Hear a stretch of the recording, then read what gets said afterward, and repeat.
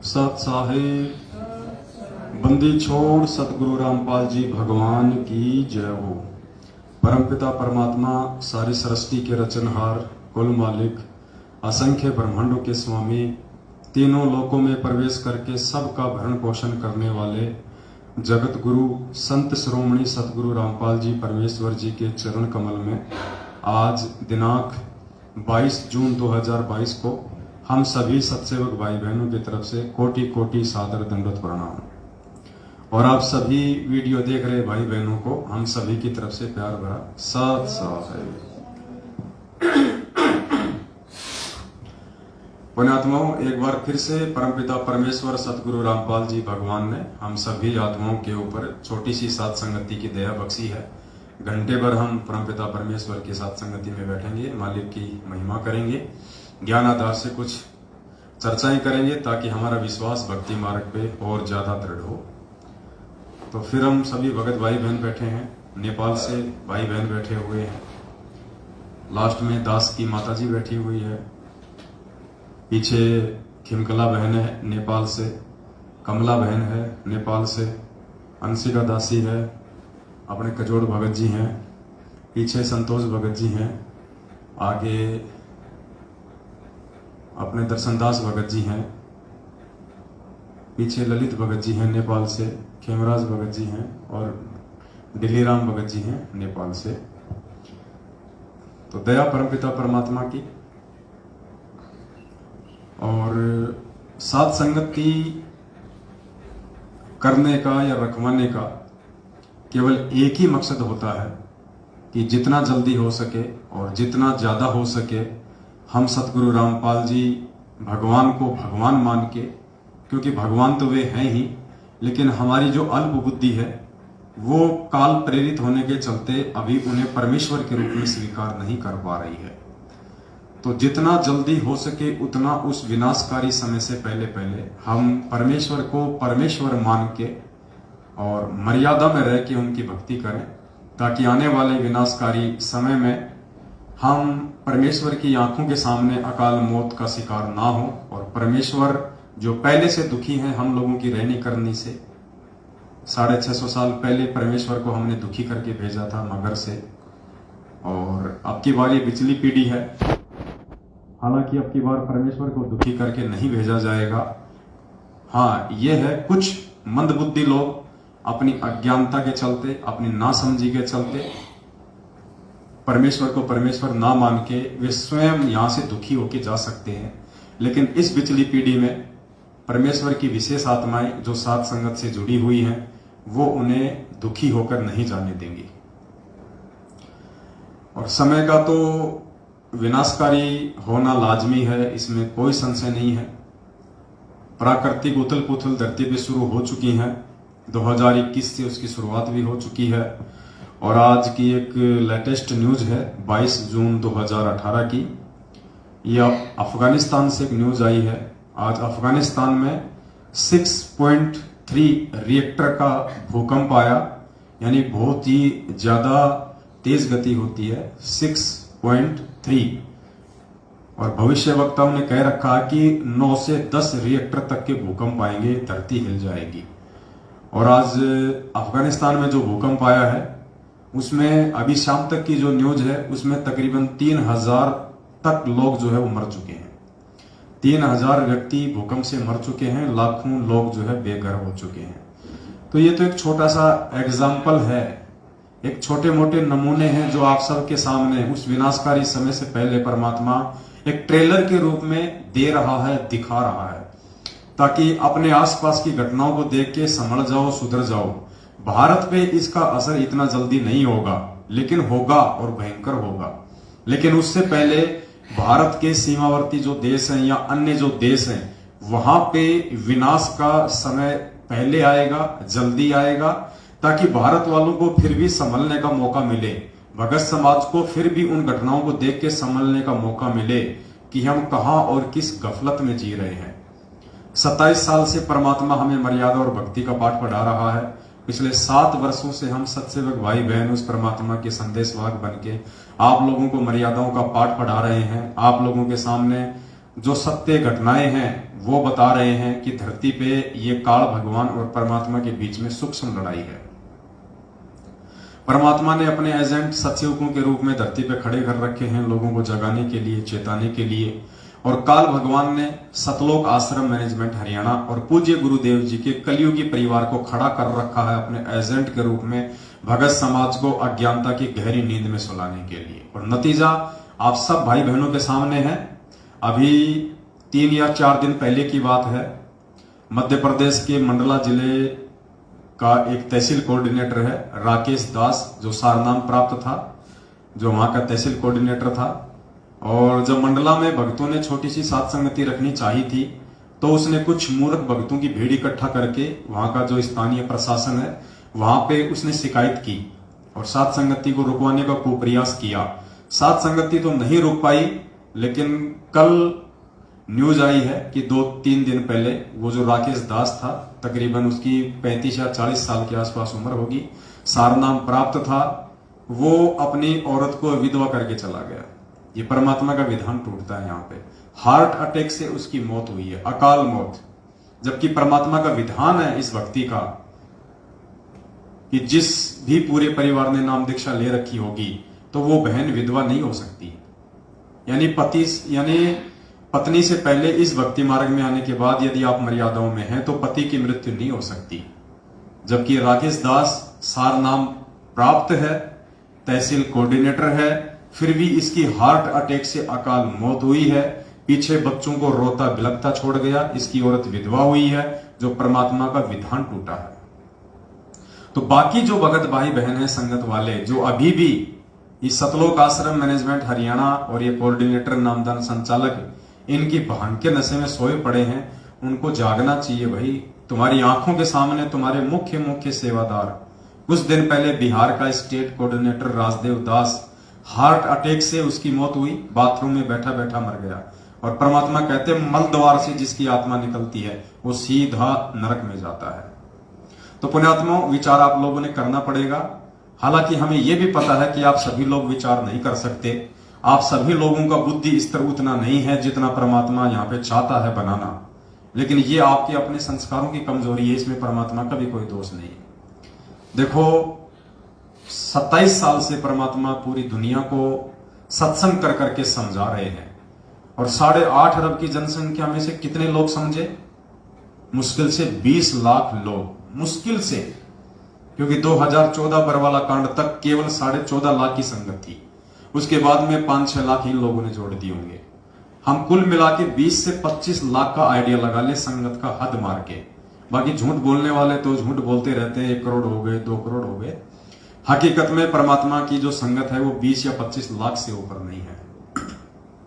ये तो संगत का आंकड़ा है, भक्तों का आंकड़ा नहीं बता रहा मैं केवल भीड़ का आंकड़ा बता रहा हूं, संगत का आंकड़ा है। भगत तो मुश्किल से 1-2 लाख ही होंगे परमात्मा के, मुश्किल से 1-2 लाख, जिनमें आधे तो सात संगतियों से जुड़ चुके हैं और आधे जुड़ने की प्रोसीजर में है। धीरे धीरे रोजाना सैकड़ों की संख्या में भाई बहन सात संगतियों से जुड़ते जा रहे हैं। तो पुण्यात्माओं, 27 साल से 8 अरब की जनसंख्या को भगवान सत्संग करके संदेशा दे रहा है। और कितने लोग आए? 20 लाख। मतलब 1% भी पूरी दुनिया की जनसंख्या का परमात्मा की शरण में नहीं आया। तो पुण्यात्मा, हम सत्संगों के प्रयास से सारी संगत कहां से आ जाएगी? लेकिन फिर भी उस 1% से ऊपर संगत सात संगतियों से जुड़ चुकी है। तो परमात्मा हमें यह बताते हैं कि बेटा, खोकापुर के काग मिले दिन दो ही रे, अरबों में कोई हंस हमारा हो रे।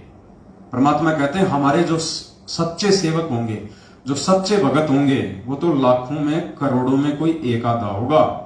इसलिए आपको ज्यादा परेशान होने की या टेंशन लेने की जरूरत नहीं है कि हम 7 साल से इतनी मेहनत कर रहे हैं, इतने वीडियो बना रहे हैं, इतना लोगों को जगा रहे हैं, फिर भी संगत जाग नहीं रही।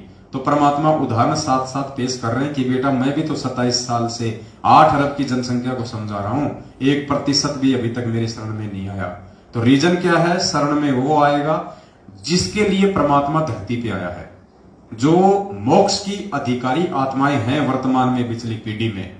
क्योंकि परमात्मा हीरे मोती लाल का व्यापारी है, परमात्मा कबाड़े का व्यापारी नहीं है। हालांकि शरण में तो चाहे पूरी दुनिया आ जाओ परमात्मा के, लेकिन वो शरण में आना नहीं होता है। परमात्मा कहते हैं ताते सतगुरु शरणा लीजिए, कपट भाव जिन दूर करीजिए। जो अपने मन से राग द्वेष छल कपट निंदा चुगली चोरी जारी स्वार्थ इन सबको दूर कर देता है, वो सतगुरु की शरण में माना जाता है, समझा जाता है। ऐसे नाम दीक्षा लेके हाथ में धागा बांध के गले में लॉकेट टांग के और फिर बाहर जाके चोरियां करते हैं, बाहर जाके शराब पीते हैं, उल्टे काम करते हैं, माता बहनों को छेड़ते हैं, रमेणियां कर करके दो दो बच्चे पैदा करके उनको छोड़ रहे हैं, वो परमात्मा की शरण में नहीं है। वो आप और हमारी नजर में भगत हैं, लेकिन परमात्मा की नजर में वो भगत नहीं है। तो पुण्यात्माओं, बार बार हम आप सभी भगत भाई बहनों से यही प्रार्थना करते आ रहे हैं, आज भी कर रहे हैं, और परमात्मा ने दया बख्शी तो आगे भी करते रहेंगे। और यही कहेंगे कि जितना जल्दी हो सके उस विनाशकारी समय से पहले पहले सतगुरु रामपाल जी भगवान की वास्तविक शरण में आ जाओ। वास्तविक शरण का मतलब है सत्य असत्य का निबेरा करो। कहे कबीर सोए जन मेरा, जो नीर खीर का करे निबेरा। कौन सही है कौन गलत है, इस लाल और लालड़ी अर्थात मैनेजमेंट और सत्सेवकों की पहचान करके किसी एक भाई के साथ में जुड़ जाओ। देखो, आप सोचो कि मैं तो ना मैनेजमेंट की तरफ हूं ना मैं सत्सेवकों की तरफ हूं, मैं तो घर बैठ के भक्ति कर लूंगा। ये भी आपकी बहुत बड़ी भूल है। घर बैठ के भक्ति करने का समय अभी नहीं है। घर बैठ के भक्ति करने का समय होगा सतगुरुदेव जी के पृथ्वी लोक से जाने के बाद। उसके बाद ना कहीं भ्रमना ना कहीं भटकना, क्योंकि घर घर में ज्ञान होगा, सभी उपदेशी होंगे, थोड़ी आत्मा रह जाएंगी, सभी लोग धार्मिक होंगे, भगवान से डरने वाले होंगे। तो उस समय खाली अपना काम धाम करना है, ना आपकी कोई मर्यादा तोड़वाने वाला कोई बचेगा। बढ़िया आपका परमात्मा व्यापार धंधा सेट कर देगा, 2 टाइम की रोजी रोटी का। फिर आपने अपना भक्ति करनी है, कहीं हांडने की जरूरत नहीं है, ना कहीं आश्रमों में धक्के खाने की जरूरत है, ना किसी भगत के चक्कर में आने की जरूरत है। लेकिन जब तक सतगुरुदेव जी इसार जेल में हैं, तब तक आपको एक के साथ रहना पड़ेगा। चाहे मर्यादा तोड़ के मैनेजमेंट के साथ रह लो, चाहे मर्यादा सुधार के सत्सेवकों के साथ में रह लो, वरना आप जी भक्ति मार्ग से विचलित हो जाओगे। आप इस मार्ग से कोसों दूर हो जाओगे। कब काल भगवान आपके अंदर कुप्रेरणा करके धीरे धीरे परमात्मा कहते हैं ना, जैसे कोई तालाब है जल से भरा हुआ है, और जब गर्मी का महीना होता है तो धीरे धीरे वो पानी डाउन होता चला जाता है, और डाउन होते हुए का निशान भी दिखाई नहीं देता। तो काल आपके अंदर ऐसी कुप्रेरणा कर देगा, धीरे धीरे आप इस भक्ति और भगवान से दूर हो जाओगे, यदि आप किसी एक से ना जुड़े तो।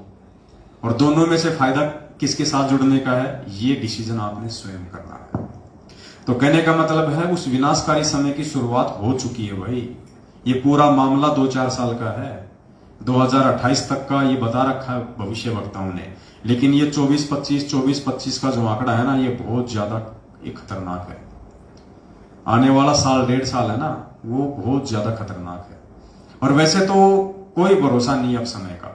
जिस प्रकार से दुनिया वालों ने परमात्मा को दुखी कर रखा है, नाराज कर रखा है, परमात्मा को रिजेक्ट करके जेल में बैठा रखा है, दुनिया ने तो अपने सिर के ऊपर नंगी तलवार लटका रखी है कच्चे धागे से। कभी भी टूट सकती है, कोई भरोसा नहीं है, अगले पल कुछ भी हो सकता है यहाँ पे। ये तो परमेश्वर की मेहर समझो कि परमात्मा भगत समाज को और दुनिया वालों को एक मौका दे रहे हैं कि जितना हो सके मेरी आत्माएं और काल के जाल से बाहर निकल के मेरी शरण में आ जाएं, तो उनका बचाव हो जाए। बस इतना ही देर है, बाकी तो दुनिया का विनाश हुआ पड़ा है, कोई बचाने वाला नहीं है। क्योंकि बचाने वाले को ही हमने रिजेक्ट कर दिया, तो बचाएगा कौन। तो अफगानिस्तान में जो भूकंप आया है, उससे ये आइडिया लगाया जा सकता है कि विनाश की शुरुआत है, और धीरे धीरे कब और कैसे ये चारों तरफ फैल जाएगा आप लोगों को पता भी नहीं चलेगा। पृथ्वी की धुरी चेंज हो चुकी है, आपको पता है। वैज्ञानिकों ने अभी नीचे की जो प्लेटें हैं, जो उनका अन्वेषण किया है, उससे पता चला है कि जो भारत देश है, धीरे धीरे वो यूरोप की तरफ नीचे से वो खिसक रहा है। अर्थात पूरी पृथ्वी की धुरी चेंज हो जाएगी, संतुलन बिगड़ जाएगा, जिसके चलते भयंकर भूकंप आएंगे और सुनामियां आएंगी, बाढ़ आएंगी, मतलब बहुत भयंकर आपदाएं आएंगी। अब सोचो उस समय पुण्यात्माओं, ये ना सोचना कि गुरुजी बचा लेंगे। बचाएंगे तो गुरुजी, लेकिन बचाएंगे किसको? उसको बचाएंगे जो आज गुरुजी का बन के दिखाएगा, जो आज परमात्मा का बन के दिखाएगा।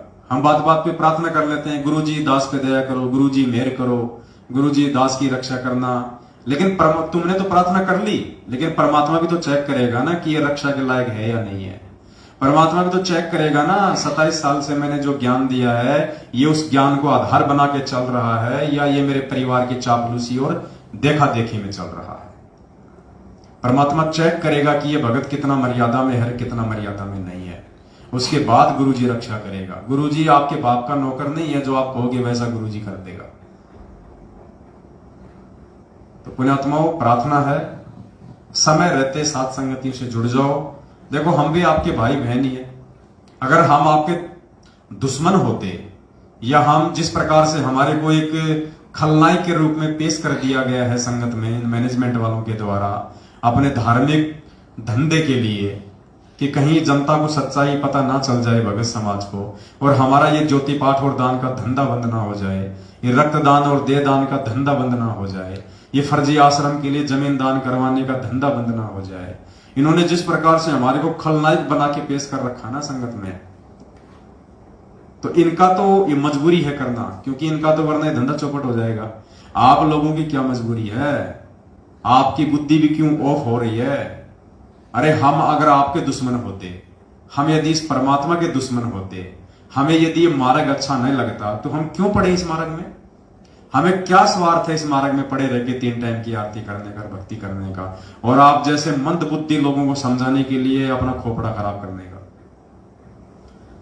अरे गुरुद्रोही कौन होता है? गुरुद्रोही वो होता है जिसको गुरु जी से कोई मतलब ही नहीं होता, जिसको गुरु की संगत से कोई मतलब ही नहीं होता, वो होता है गुरुद्रोही। यानी बिल्कुल गुरु जी के विपरीत। तो आज तक है कोई ऐसा शब्द हमारे मुख से निकला हो किसी भी भाई बहन के, साथ संगत वालों के, जो गुरु जी के विपक्ष में हो? या ऐसा कोई हमारा वो कर्म है आज तक का जिससे कि गुरु जी की बदनामी हो, लोग गुरु जी को भला बुरा कहें, लोग गुरु जी की निंदा चुगली करें, जबकि मैनेजमेंट वालों के लाख कर्म हम आपको गिना दें, गुरु जी के परिवार के सैकड़ों कर्म हम आपको गिना दें, जिनकी वजह से आज दुनिया संत रामपाल जी को गालियां दे रही है। जब ये मनमुखी रूप से चंद पैसों के लिए राजनेताओं के तलवे चाटते हुए जब ये बीजेपी को वोट देने का फरमान जारी करते हैं पीले पर्चे के माध्यम से, तो कांग्रेस वाले और कांग्रेस के समर्थित जितने भी लाखों करोड़ों लोग हैं वो गुरुजी को गालियां देते हैं कि काय का संत है ये तो वास्तव में गुंडा है, गुंडा है, ये तो राम रहीम जैसा ही है, ये तो आसाराम जी जो है वो जैसा ही है, काय का संत, ये ज्ञान तो देता है सतलोकार, खुद ये गंदी राजनीति करता है। तो ये मैनेजमेंट अपनी करनी के चलते, अपने कुकर्मों के चलते गुरुजी को दुनिया से गालियां दिलवा रहा है। जब ये कांग्रेस को वोट डालने का आदेश देता है भक्तों को, तो बीजेपी वालों से गुरुजी को गालियां निकलवाता है। जब इसने हरियाणा के जाट आरक्षण में जाटों का समर्थन किया, तो बाकी जो कास्ट थी, राजपूत थे, अन्य जो कास्ट वाले थे, उनसे गालियां दिलवाई। सरकार का विरोधी बना दिया, क्योंकि हरियाणा के जाटों का जो पंगा था वो हरियाणा की बीजेपी सरकार से था, और मैनेजमेंट ने इन जाटों का समर्थन किया जाट आरक्षण में, तो सरकार से गुरुजी को जो है वो गालियां निकलवाई। तो इनके लाखों हम आपको कुकर्म गिना देंगे, जिसके चलते आज संत रामपाल जी भगवान दुनिया में निंदा के पात्र बने हुए हैं।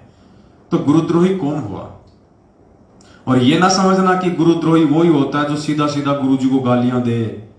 नहीं नहीं, ये कलयुग है, यहां हर चीज की परिभाषा चेंज हो गई है। गुरुद्रोही वो ही नहीं होता जो गुरुजी को गालियां दे, गुरुजी को भला बुरा कहे, गुरुजी की निंदा चुगली करे।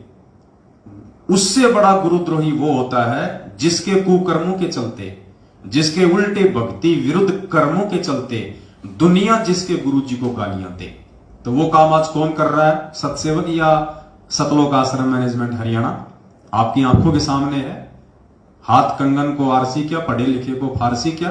ये तो गधे से गधा आदमी भी समझ सकता है कि 27 साल से जिस भगवान ने हमारे को धार्मिकता का पाठ पढ़ाया, आज उस भगवान का आदेश बता के हमसे गंदी राजनीति करवाई जा रही है। गधे से गधा इंसान भी समझ सकता है, जिस भगवान ने 27 साल की अकथनीय मेहनत के बाद हम भक्तों के हाथों में माला, सुमरनी, मंत्र कार्ड और दान धर्म करना सिखाया। इन हाथों से, जिन हाथों को परमात्मा ने जोड़ना सिखाया, क्या बरवाला कांड में वो परमात्मा इन्हीं हाथों में अपने भक्तों के लठ पत्थर, पेट्रोल बम और बंदूकें पकड़ा के पुलिस वालों को मारने के लिए खड़ा करेगा सामने? गधे से गधा भी समझ सकता है कि सतगुरुदेव जी के आदेशों की आड़ में 2014 बरवाला कांड से पहले, 2014 बरवाला कांड में, और बरवाला कांड के बाद आज 7.5 साल से घटिया कुकर्म कौन करवा रहा है, कौन आदेश दे रहा है? ये सारा का सारा आदेश गुरु जी का परिवार, गुरु जी का कलयुगी परिवार, उनका भगोड़ा भाई महेंद्र 7.5 साल से मुंह नहीं दिखा रहा।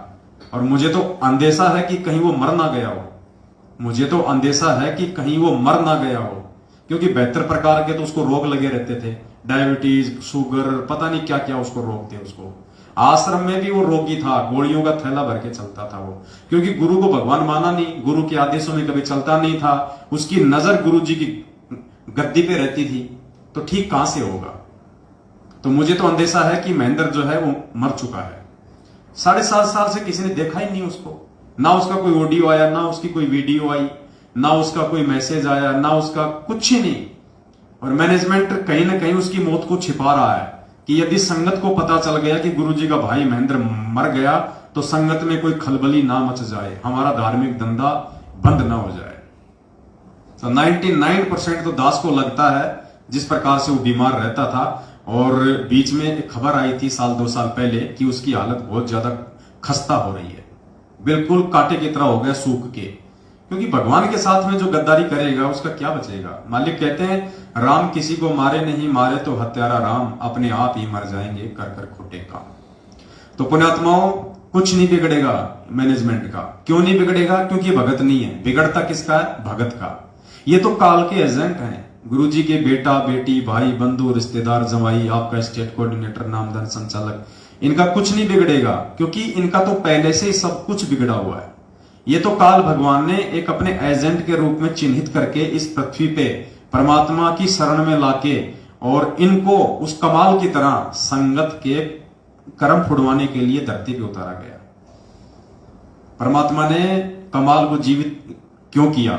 ऐसे जीवित नहीं किया। परमात्मा ने कमाल को कोई भक्ति करवाने के लिए जीवित नहीं किया था। परमात्मा ने कमाल को जीवित केवल आज पिछली पीढ़ी वाले आप और हम जैसे मंद बुद्धियों की आंखें खोलने के लिए किया था कि काल उस पिछली पीढ़ी में भी ऐसा ही तांडव मचाएगा, ऐसा ही घटिया खेल खेलेगा। तो क्यों जीवित किया परमात्मा ने कमाल को? एक एग्जाम्पल के लिए। कैसे? कमाल को परमात्मा ने मुर्दे से जिंदा किया, एक तरीके से मालिक ने उसको नया जीवन दिया। और बचपन से परमात्मा ने उसको पढ़ाया लिखाया, जैसा भी था उस समय, उसको शिक्षा दी, उसको दीक्षा दी, अपने पास में रखा, उसको अपने बेटे जैसा उसको प्यार दिया। और आगे चल के वो कमाल गुरुद्रोही हुआ, परमात्मा की संगत को ले डूबा, मनमुखी रूप से वो गुरु बन के बैठ गया। गालियां तो उसने भी नहीं निकाली थी कभी परमात्मा को, राग द्वेष तो वो भी नहीं करता था इतना, निंदा चुगली तो कभी उसने भी नहीं की कबीर साहिब की, फिर भी वो गुरुद्रोही कहलाया। क्यों? उसके कर्मों के चलते, कर्मों के चलते वो गुरुद्रोही कहलाया। तो आज वो की वो स्थिति परमात्मा हमें समझाना चाह रहे हैं कि ये ना सोचना कि गुरुजी का भाई क्या कोई गद्दारी कर सकता है। अरे गुरुजी का बेटा है ये तो गुरुजी की बेटी है, ये थोड़ी ना ऐसा करेगी गुरुजी के साथ है। वो कमाल भी तो गुरुजी का बेटा ही था, जिसको मुर्दे से जिंदा किया था, बचपन से लालन पालन पोषण किया था, बड़ा किया था। वो भी तो गुरुजी के परिवार का ही सदस्य था, मेंबर था। परमात्मा ने इसीलिए उसको जीवित करके एक एग्जाम्पल दिया आप और हमारे जैसे नालायकों की आंखें खोलने के लिए कि जब तुम कलयुग की पिछली पीढ़ी में जाओ तो मूर्खो, मेरा परिवार समझ के मेरे भाई बंधु रिश्तेदार बेटा बेटी पे आश्रित ना हो जाना। वो सब काल के एजेंट होंगे, क्योंकि काल ऐसा ही खेल खेलता है। 650 साल पहले कमाल को भेज दिया परमात्मा का भाग उजाड़ने के लिए। फिर परमात्मा ने जब धर्मदास जी के माध्यम से अपने मार्ग को चलाने की योजना बनाई तो धर्मदास के परिवार में धर्मदास के बेटे नारायण दास के रूप में मृत्यु अंध नाम का अपना काल का दूत भेज दिया। और धर्मदास की आगे फिर वो छठी पीढ़ी में आ गया काल टकसारी पंथ से। गरीबदास जी के पंथ में भी ऐसा ही हुआ, नानक जी के पंथ में भी ऐसा ही हुआ, उसके दोनों बेटे उसके विरोध में हो गए। तो आज संत रामपाल जी के इस मार्ग को काल कैसे सही तरीके से चलने देगा? उनके भाई को भेज दिया अपने एजेंट बना के, उनके बेटा बेटी भेज दी अपने एजेंट के रूप में, उनके रिश्तेदार भेज दिए अपने एजेंट के रूप में, क्योंकि काल को पता है कि संगत ये ज्ञान लेने के बाद में जगत वालों से भ्रमित नहीं होगी। अगर संगत को भ्रमित करना है तो संगत वालों के माध्यम से कराओ और विश्वास पैदा करके कराओ। तो काल क्या करता है, पहले विश्वास पैदा करवाता है कुछ भक्तों के ऊपर और उसके बाद विश्वास में लेके फिर भक्तों की आंखें फोड़ता है। तो ये गुरुजी का जो परिवार है ना, जिसके विषय में परमात्मा ने बहुत बार गहरी गहरी बातें बोल रखी है संगत में, यानी दुनिया का पहला संत है संत रामपाल जी महाराज, पहला संत जिन्होंने सार्वजनिक तौर पे सत्संग करते हुए लाखों की भीड़ के सामने ये कहा था कि पुण्यात्माओं, मेरे बेटा और बेटियों का नेचर क्या है, उनका व्यवहार क्या है। मैंने काफी बार आप लोगों को वीडियो सुनाया परमात्मा का, आज एक बार फिर से आप जीवों को परमात्मा का वो वीडियो दास सुनाएगा, जिसमें परमात्मा ने अपने बच्चों के विषय में सार्वजनिक तौर पे खुल के साथ संगत में बताया हुआ है कि उनके बच्चों का क्या नेचर है, क्या उनका स्वभाव है। इस सत्संग में परमात्मा कह रहे हैं कि इस दास की 4 संतान थी। शब्दों पे ध्यान देना, गुरुदेव क्या कह रहे हैं, इस दास की 4 संतान थी, जबकि जीवित तो आज भी हो चारों। फिर गुरु जी ये क्यों कह रहे हैं कि थी, क्योंकि परमात्मा ने उनको रिजेक्ट कर दिया। परमात्मा कहते हैं साधु शब्दा परखिए और दुख पड़े घरनार, सूरवीर जद जानिए जब रण बाजे तलवार। तो संत और साधु की पहचान वो क्या कहना चाह रहे हैं, क्या संकेत कर रहे हैं, उनके शब्दों से होती है। तो परमात्मा कह रहे हैं वर्तमान में 2008 का सत्संग है ये, और उनकी चारों जो औलाद हैं, 2 बेटे 2 बेटियां, मंजू, अंजू, वीरेंद्र और मनोज, चारों अभी जिंदा हैं, इसी धरती पे हैं काल के एजेंट के रूप में। फिर भी गुरु जी कह रहे हैं कि मेरी 4 संतान थी यानी अब नहीं है। अब इससे बड़ा संकेत और कौन देगा, लेकिन मूर्ख नहीं समझेंगे, क्योंकि परमात्मा कहते हैं जिसकी जितनी बुद्धि उतना दे बताए, उसका बुरा मत मानियो अधिक कहां से लाए। लेकिन समझदार भगत इन संकेतों को समझ के और सावधान हो जाते हैं, और आज साथ संगत से जुड़े हुए लाखों भाई बहन इन संकेतों को समझ के अपने आत्म कल्याण की ओर आगे बढ़ रहे हैं, ना कि बाकी संगत की तरह चापलूसी और जो है आधीनता को स्वीकार किए हुए हैं। सुनिए परमात्मा के मुकम्मल से उनके बच्चों के विषय में।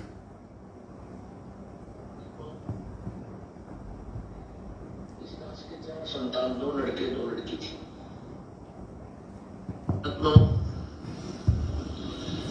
इस दास के 4 संतान, 2 लड़के 2 लड़की थी। यदि ये दास मुझ रह जाता, अब मुझे पता है मेरी कितनी की खातिरदारी करूं, खूब पता है मुझे वो क्या नेचर है उनका, कैसा उनका स्वभाव, क्या करते। और परमात्मा के चरणों में आया हूं, मेरे लाखों चेले बेटा बेटी हो गई। अब एक को कहता हूं मैं जल जाना, 10 खड़े हो जाते हैं। ये क्या कारण है, क्योंकि मैंने परमात्मा की भक्ति का रटना लाई, और उस भक्ति की शक्ति से इन बच्चों में इतनी श्रद्धा बन गई, दोनों हाथों पर रखूं अपने गुरुदेव को, अपने पिता को।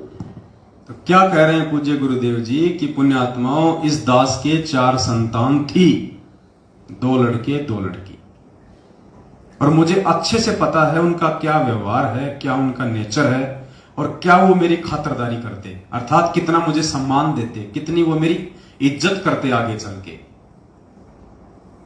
अब इतनी खुल के आज तक दुनिया के किसी भी संत ने अपने बच्चों के बारे में नहीं बताया। तो क्यों संकेत किया परमात्मा ने? संगत को समझाने के लिए, संगत को जगाने के लिए कि भाई अगर तुम इनको मेरा बेटा बेटी मान के चल रहे हो तो बहुत बड़ी भूल में चल रहे हो, ये तो काल के बेटा बेटी है। और देख लो 2008 में परमात्मा ने संकेत किया कि मुझे अच्छे से पता है वो मेरी कितनी क्या इज्जत करते, और देख लो आज क्या हाल हो रखा है। 2014 इन्हीं लोगों के कुकर्मों ने बरवाला कांड करवाया और परमात्मा को जेल में बिठवा दिया। अब देख लो इनके कुकर्मों के चलते आज भगवान की जेल में क्या इज्जत हो रही है, देश दुनिया में उनकी कितनी फजीती हो रही है। संगत का क्या हाल कर दिया इन लोगों ने काल प्रेरणा से, ज्योति पाठ के नाम पे ठगना शुरू कर दिया। अरे जबकि ज्योति ये पाठ जो है, ये पाठ प्रकाश 3 दिन का गरीबदास जी महाराज जी की वाणी का कौन कर सकता, तुम्हें पता भी है इस बात का। तुम सबके घरों में इन्होंने एक पुस्तक डाल रखी है, भगत जी वो लाना है वो ब्लैक वाला जो बैग रखा अंदर, उसके अंदर एक पुस्तक होगी, वो जब जब भूल पड़े। तुम सबको दे रखी है वो पुस्तक और स्पेशली भक्तों को दी हुई है। और ये भी कह रखा है कि गुरु जी का आदेश है इसको महीने में एक बार जरूर पढ़ना है। इसको मासिक पाठ बना दिया। जैसे हम आरती करते हैं, रोज पढ़ते हैं ना उसको, इसको मासिक पाठ बताया। मासिक पाठ यानी महीने में एक बार तो भक्तों ने इसको पढ़ना ही पढ़ना है, गुरु जी का आदेश है। जबकि इसमें आने वाले दिनों में दास आपको दिखाएगा। तुम लोग पढ़ते नहीं हो, और पढ़ते हो तो तुम्हारी बुद्धि में आ नहीं सकती ये बातें। क्यों नहीं आ सकती? क्योंकि इस पुस्तक को भी पढ़ने का एक फॉर्मूला है और तुम लोगों को नहीं पता वो फॉर्मूला क्या है, और ना तुम्हें मालूम पड़ सकता। तुम जितना पढ़ोगे उतना तुम उलझते चले जाओगे। ये जो पुस्तक है ना, आने वाले दिनों में जिसका पोस्टमार्टम होगा परमात्मा के आशीर्वाद से, ये पुस्तक जैसे तुम पढ़ रहे हो वैसे नहीं पढ़ी जाएगी। ये पुस्तक पीछे से पढ़ी जाएगी। जैसे कुरान होती है ना, उसमें उल्टे शब्द पढ़े जाते हैं।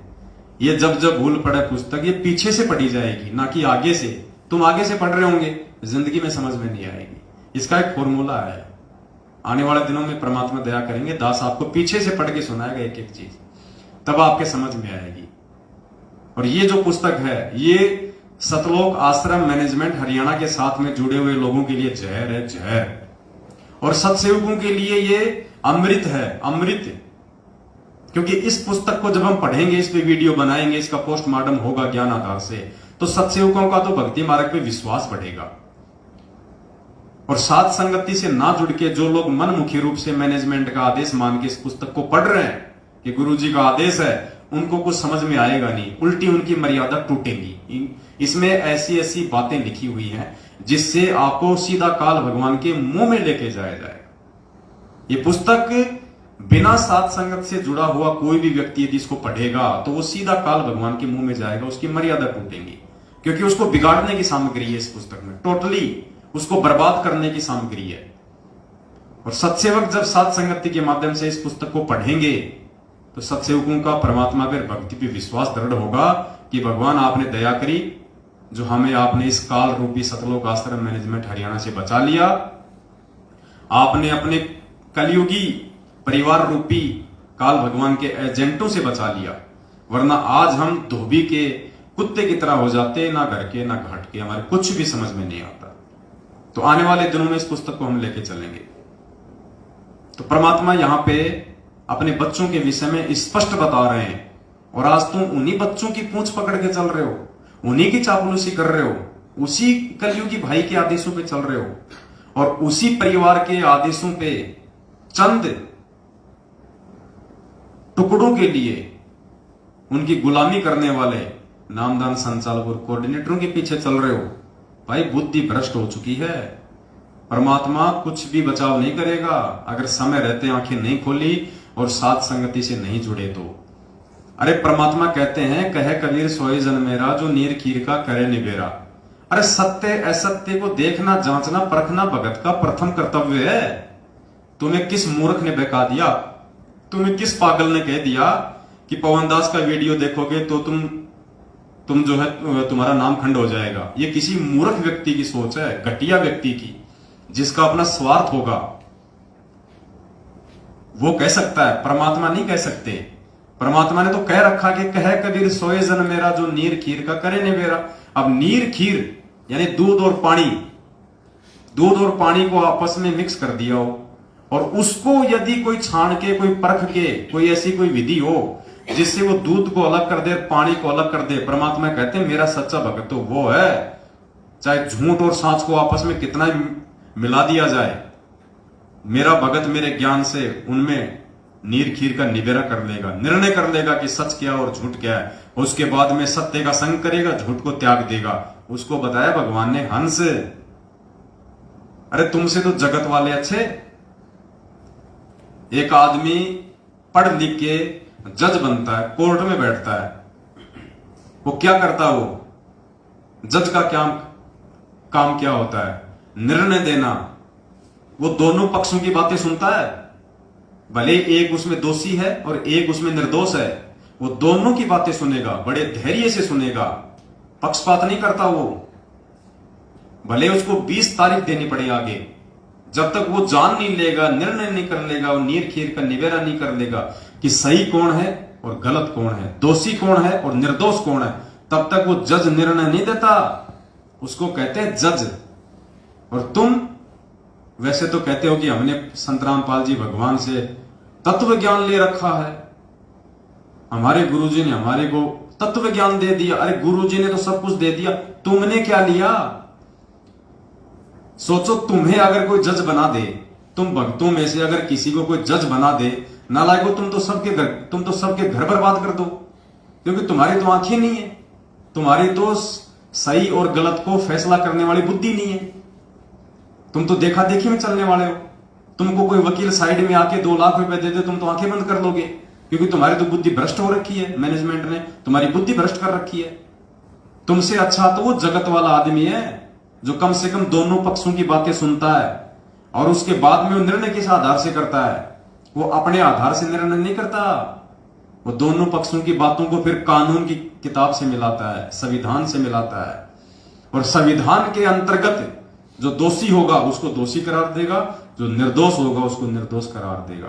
तो नालायको, दोनों की बातें सुनो, साथ संगत वालों की भी वीडियो देखो, मैनेजमेंट की भी बातें सुनो, और उसके बाद में जो संविधान की जो किताब है ज्ञान गंगा, संविधान के जो सत्संग है, गुरुजी के सत्संग, गुरुजी के वचन, फिर उनसे मिलान करो कि वास्तव में गुरुजी ने क्या कह रखा है और हमसे कौन सी पार्टी क्या करवा रही है। गुरुजी का संविधान कहता है भगत को राजनीति से कोसों दूर रहना चाहिए, राजनीति का भगत का 36 का आंकड़ा है, और तुम्हारे को उसी राजनीति रूपी खूटे के बांध दिया गया जानवर बना के। कहां निर्णय किया तुम लोगों ने? तुम लोगों ने तो अपनी भक्ति बर्बाद कर दी, अपना जीवन बर्बाद कर दिया, तुम लोगों ने अपना परिवार बर्बाद कर दिया, क्योंकि इनके पीछे लग के और एक गंदी राजनीतियां कर करके कितने परिवार उजड़ चुके हैं, कितने भगत भाई बहन अकाल मौत मर गए, पीछे से उनके बच्चे यतीम हो गए, उनकी औरतें विधवा हो गई, कितने परिवार बर्बाद कर दिए सतलोक आश्रम मैनेजमेंट हरियाणा ने। तो भाई हमारी तो ड्यूटी है, जब तक परमात्मा ने सांस दे रखी है और सद्बुद्धि दी हुई है, तब तक हमारी ड्यूटी है भोगने की। भाई हम तो भोगेंगे, हमें कोई परवाह नहीं है। तुम संगत वाले हमें अच्छा कहो चाहे हमारे को बुरा कहो, तुम अच्छा कह दोगे तो हम तुरंत सतलोक नहीं चले जाएंगे, तुम बुरा कह दोगे तो हम नरक में नहीं जाने वाले।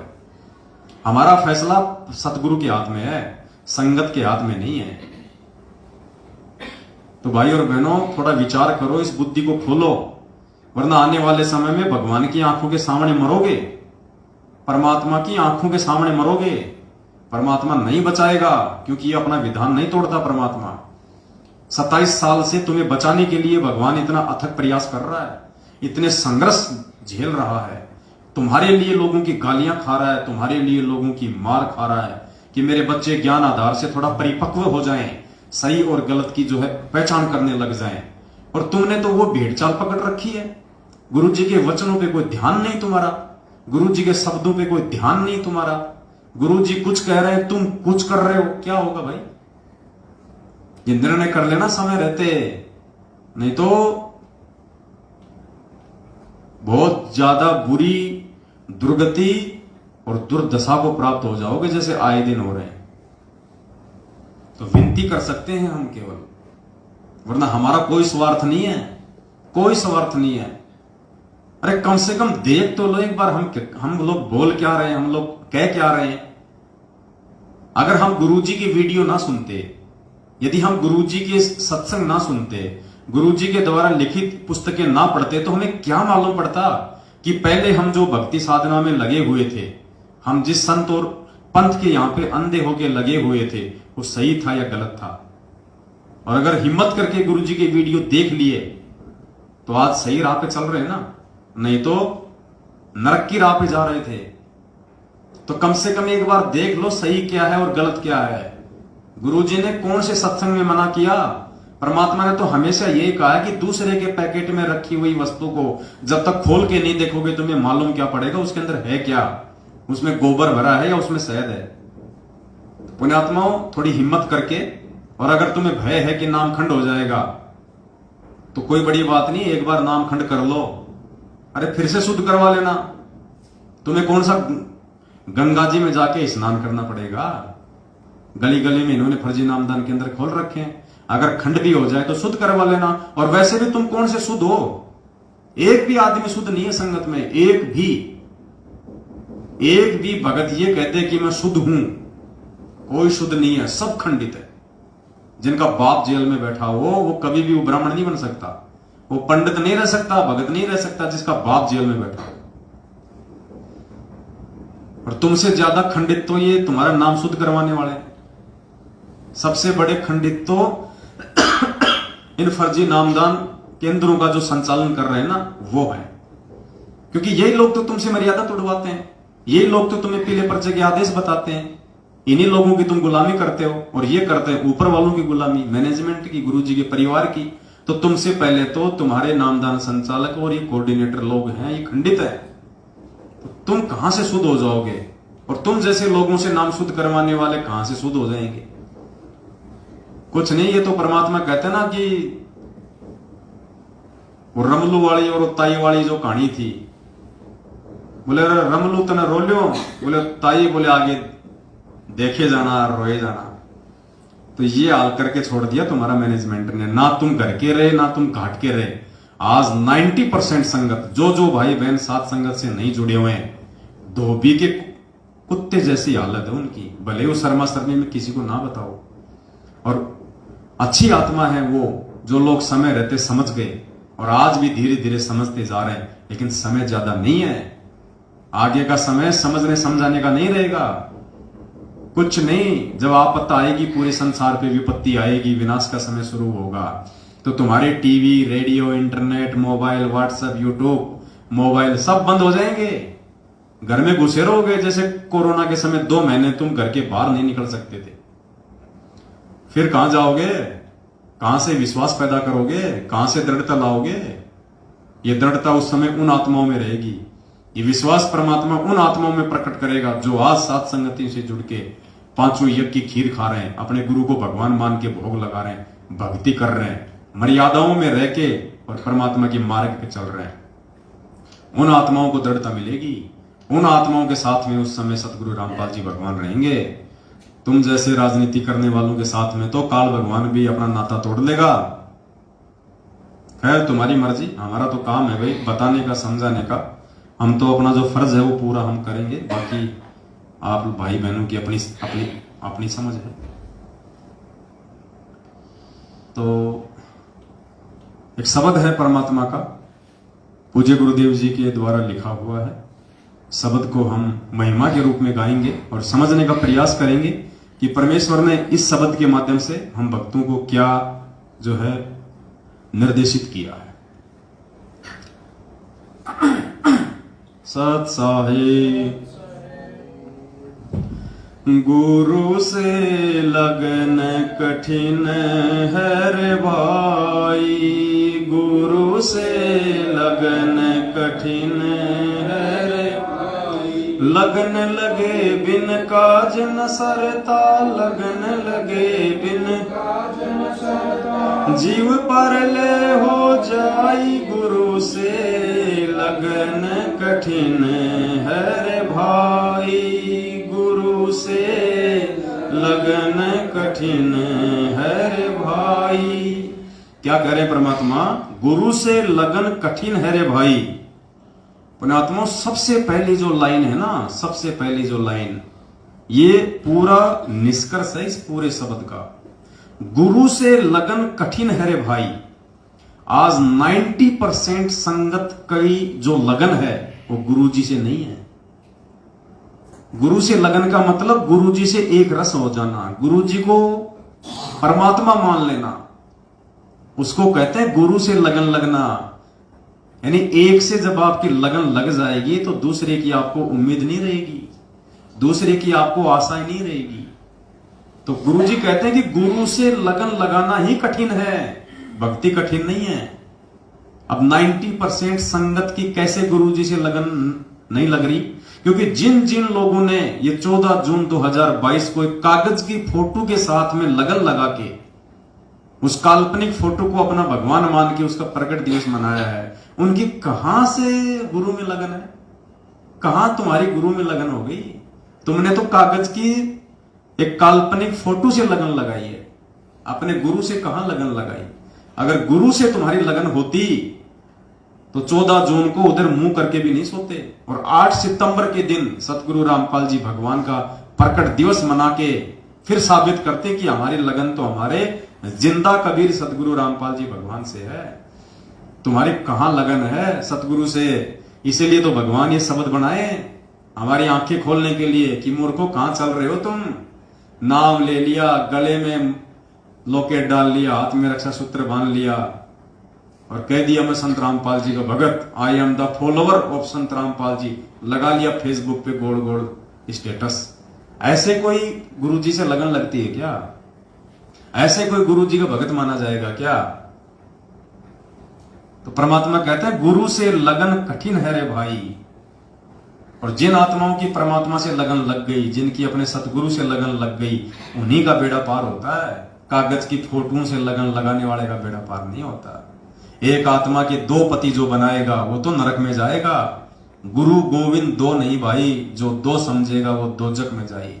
तो 14 जून को तो तुम एक तो मना रहे हो कागज की फोटो को, फिर 8 सितंबर को जैसा मैनेजमेंट तुम्हें कहेगा जन्मदिन मनाना तो तुम जन्मदिन मना लोगे, अवतरण मनाना तो तुम अवतरण मना लोगे, त्योहार मनाना तो तुम 8 सितंबर को त्योहार मना लोगे।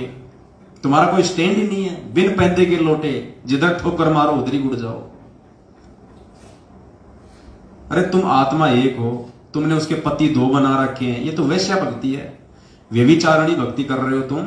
कहां जी रहे हो भक्तो? फिर कहते हो हम संत रामपाल जी के भगत हैं। अभी तो तुम काल के भगत हो, संत रामपाल जी के भगत हो। सात संगति में आके देखो। गुरु से लगन कठिन है रे भाई, गुरु से लगन कठिन है रे भाई। लगन लगे बिन काज न सरता, लगन लगे बिन काज न सरता। जीव पर ले हो जाई गुरु से लगन कठिन है भाई, गुरु से लगन कठिन है भाई। परमात्मा कहते हैं लगन लगे बिन काज नहीं सरता। एक सत्संग में कहा ना गुरु जी ने कि जब तक आप अपने गुरु को परमात्मा नहीं मानोगे तब तक तो आपकी भक्ति बनेगी नहीं। स्पष्ट कहा गुरु जी ने, जब तक आप अपने गुरु को परमात्मा नहीं मान लोगे तब तक आपकी भक्ति बनेगी नहीं। तो क्या कह रहे हैं परमात्मा? लगन लगे बिन काज नहीं सरता।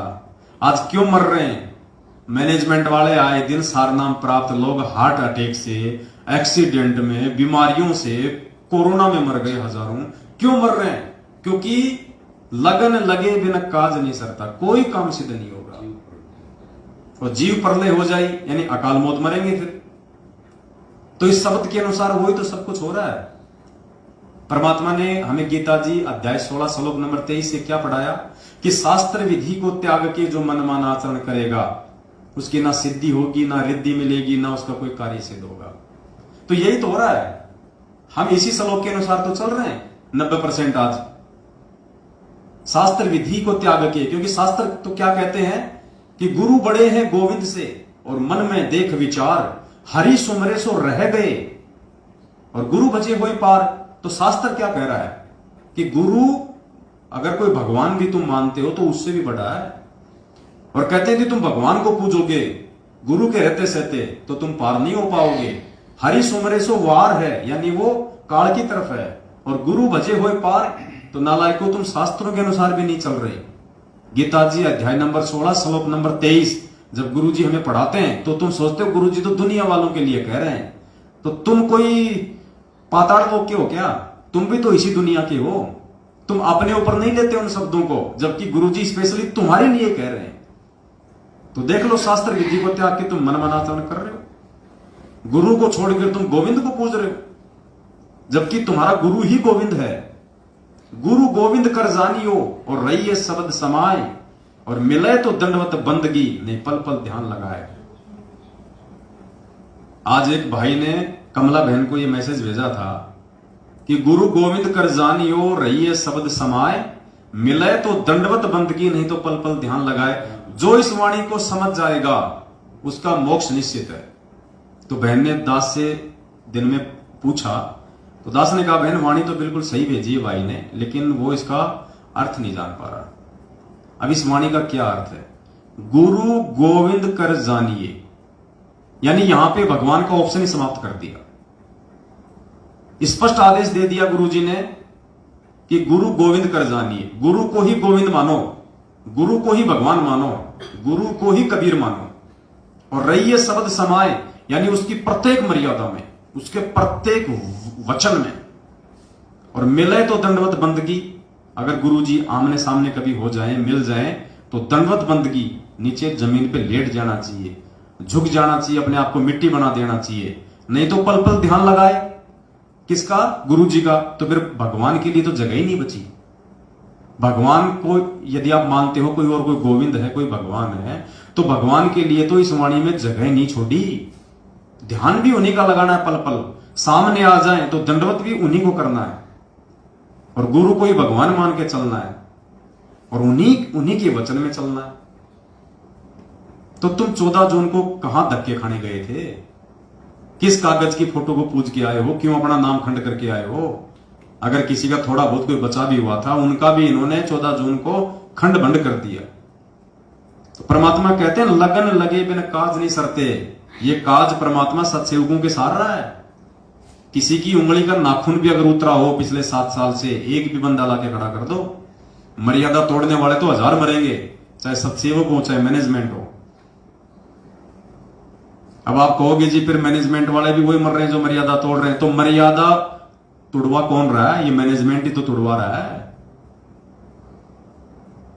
तो मालिक कहते हैं लगन लगे बिना काज नहीं सरते, जीव प्रलय हो जाए, गुरु से लगन कठिन है भाई। जैसे पपैया बूंद का प्यासा, जैसे पपैया बूंद का प्यासा, पिया पिया रट लगाई, प्यासे प्राण निकल जावे सक और नीर ना भाई, गुरु से लगन कठिन है भाई, गुरु से लगन कठिन है भाई।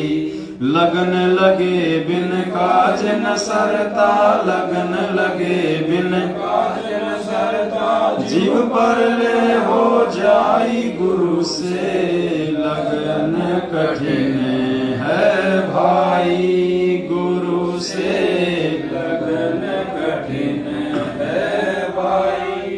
क्या कह रहे हैं परमात्मा? जैसे पपैया बूंद का प्यासा, पिया पिया रट लगाई। परमात्मा कहते हैं जैसे पपैया होता है ना, एक पक्षी होता है, और मालिक कहते हैं जो स्वाति नक्षत्र में जो बारिश होती है ना, वो केवल उस बारिश की बूंद का ही वो जो है वो जल ग्रहण करता है, बाकी जल नहीं पीता हो। चाहे प्यास के मारे वो प्यासा मर जाए, चाहे उसके प्राण निकल जाए, अगर वो पानी पिएगा तो स्वाति नक्षत्र में जो बारिश होती है उसी का जल पिएगा।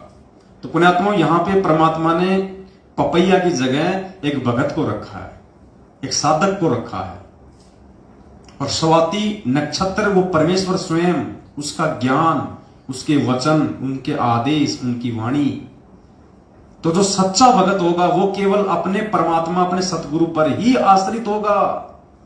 सतगुरु के अलावा, यानी उस पपैया के लिए नक्षत्र, मतलब स्वाति नक्षत्र के समय में जो बारिश होती है उसके अलावा चाहे ऊपर से अमृत बरसा दो, वो अपना मुंह नहीं खोलेगा, उस अमृत को भी वो अपने अंदर ग्रहण नहीं करेगा, क्योंकि उसके शरीर की जो व्यवस्था है, उसकी जो प्रकृति है, वो परमात्मा ने वैसी ही बना रखी है।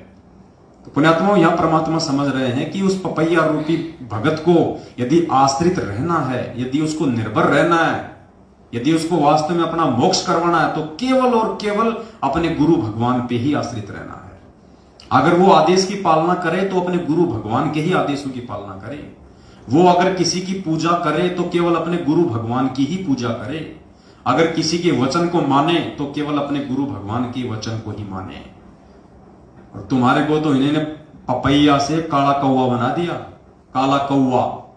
गुरु जी का तो तुम एक भी आदेश नहीं मानते, और सारे आदेश तुम मानते हो पीले पर्चों के, और पीले पर्चे लिख रहा है मैनेजमेंट। एक भी आदेश इस पीले पर्चे का गुरु जी के ज्ञान से मेल नहीं खाता। अरे आंखें फूट गई है जब तो बात अलग है। अगर आंखें सही हैं तो 27 साल से गुरु जी के सत्संग सुन लो और देख लो, कभी भी गुरु जी ने रक्तदान की बात करी हो? दे दान की बात करी हो, कभी भी आश्रम में गुरुजी ने भक्तों को आदेश दिया हो कि बच्चों रक्त दान करो, दे दान करो, कभी भी गुरुजी ने किसी पार्टी विशेष को वोट दिलाया हो? जैसे मैनेजमेंट आए दिन कहता है कि बीजेपी को वोट दो, बीजेपी का समर्थन करो, बिल्कुल ही मतलब इस दिमाग में कोयला भर रखा है क्या? गधे से गधा आदमी भी समझ जाए इतने सत्संग सुन के परमात्मा के, और हम क्या कर रहे हैं? पपैये के बजाय कौवे की भूमिका निभा रहे हैं। तो भाई क्या मिलेगा फिर खाने को? लेटरिन मिलेगा, टट्टी खाएगा फिर। वो स्वाति नक्षत्र वाली बूंद तो भाई पपैये के लिए होती है, कौवों के लिए नहीं होती। फिर तुम्हारे काज नहीं सर सकते, और अगर किसी के थोड़े बहुत काज सर रहे हैं तो समझ लेना तुम्हारी बैटरी चल रही है, परमात्मा का आशीर्वाद नहीं चल रहा। तो परमात्मा कहते हैं जैसे पपैया बूंद का प्यासा पिया पिया रट लगाई। अब बताओ,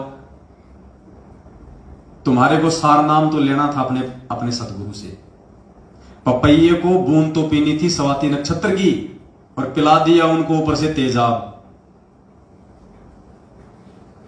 अरे तुम्हारे को ये सार नाम तो लेना था अपने सतगुरु से। जैसे पपैया बूंद का प्यासा, हमें वो सार नाम रूपी बूंद अपने सतगुरुदेव जी के मुख कमल से लेनी थी, और तुम्हारे को इन काल एजेंटों ने सार नाम के नाम पे वो तेजाब पिला दिया। तेजाब ये कहके कि ये स्वाति नक्षत्र की बूंद का जल है। तो बताओ तुम्हारे काज कहां से सरेंगे? भेड़ चाल में चलने वालों के काज कहां से सरेंगे? जैसे पपैया बूंद का प्यासा पिया पिया रट लगाई। हम लगा रहे हैं रट, हम सत्सेवक। देखो परमात्मा की महिमा उनके आशीर्वाद से। हमारी औकात नहीं है, ना धरती पे किसी औकात है जो भगवान के विषय में एक शब्द उसकी महिमा में गा दे, क्योंकि भगवान की महिमा हर किसी के समझ में आएगी नहीं, उनके बस की बात ही नहीं है। तो भगवान सद्बुद्धि देके समझाता है, वो खुद अपनी महिमा करवाता है। जीव के बस की बात नहीं जो भगवान की महिमा करते। तो पिया पिया रट तो कौन लगा रहा है? ये सात संगत वाले भाई बहन लगा रहे हैं पिया पिया रट। अपने सतगुरु को पल पल याद कौन कर रहा है? उनकी महिमा कौन गाना आ रहा है? हम सार नाम की ओर में नहीं भागते। हम सार नाम की दौड़ में 15-15 हजार रुपए देके अपना शिष्य धर्म को नष्ट नहीं करते। तो सात संगत से भाई बहन अपने गुरु को भोग लगा लगा के, उनको परमात्मा मान मान के उनको रिझा रहे हैं उनको। तो ये पिया पिया रट, ये सतगुरु सतगुरु रट कौन लगा रहा है? सात संगत वाले भाई बहन लगा रहे हैं। तो निर्णय कर लेना, आप लोग मैनेजमेंट की कुशांति करके कौवे की श्रेणी में हो या सात संगत से जुड़ के पपैये की श्रेणी में हो। जैसे पपैया बूंद का प्यासा पिया पिया रट लगाई, प्यासे प्राण निकल जा बेशक और नीर ना भाई। हमें तो केवल सतगुरु के हाथों से ही सार नाम रूपी नीर पीना है, दूसरे के हाथ का तेजाब नहीं पीना, वो काला पानी नहीं पीना, कोयले का पानी नहीं पीना भाई। जो कोयले का पानी पिएगा फिर क्या होगा? उसका लीवर खराब होगा, फिर वो अकाल मौत मरेगा। देख लो आए दिन सैकड़ों लोग मर रहे हैं संगत में अकाल मौत।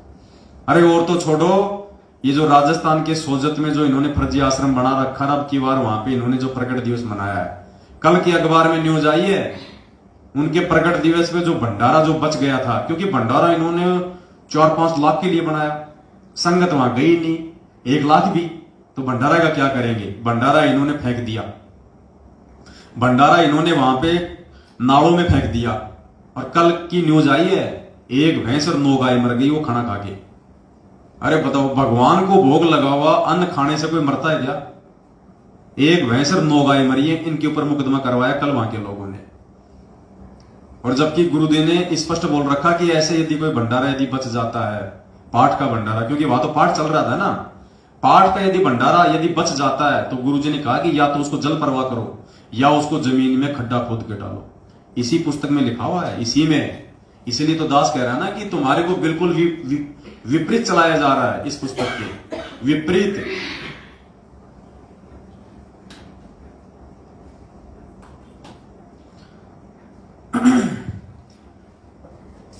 गुरु से लगन कठिन है रे भाई, गुरु से लगन कठिन है रे भाई।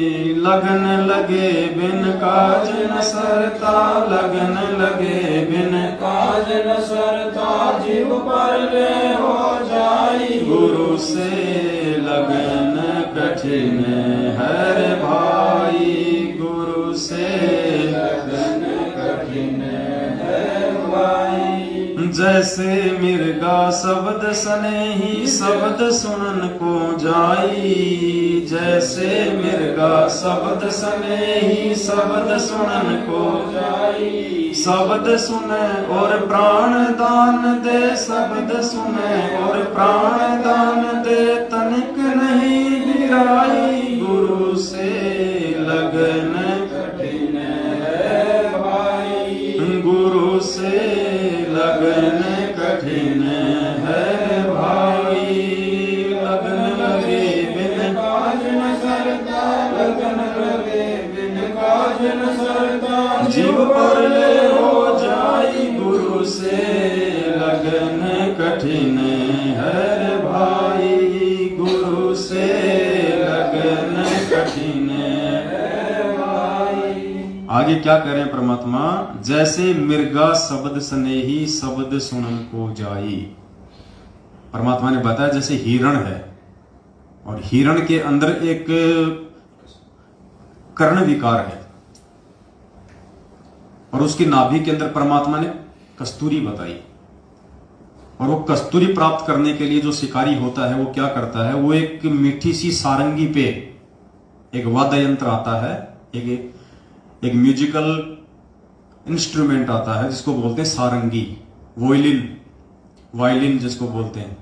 वो एक ऐसी धुन प्रकट करता है, इतनी मीठी वो धुन प्रकट करता है कि वो हिरण जो होता है वो विवश हो जाता है, उसके आगे नतमस्तक होने को उसे रहा नहीं जाता, और वो हिरण स्वतः आकर्षित होकर उस धुन के ऊपर उस शिकारी के घुटनों पे अपना सिर रख के बैठ जाता है, और शिकारी उसको मार देता है या फिर उसको पकड़ लेता है और फिर उसकी वो कस्तूरी जो नाभि में होती है वो निकाल लेता है।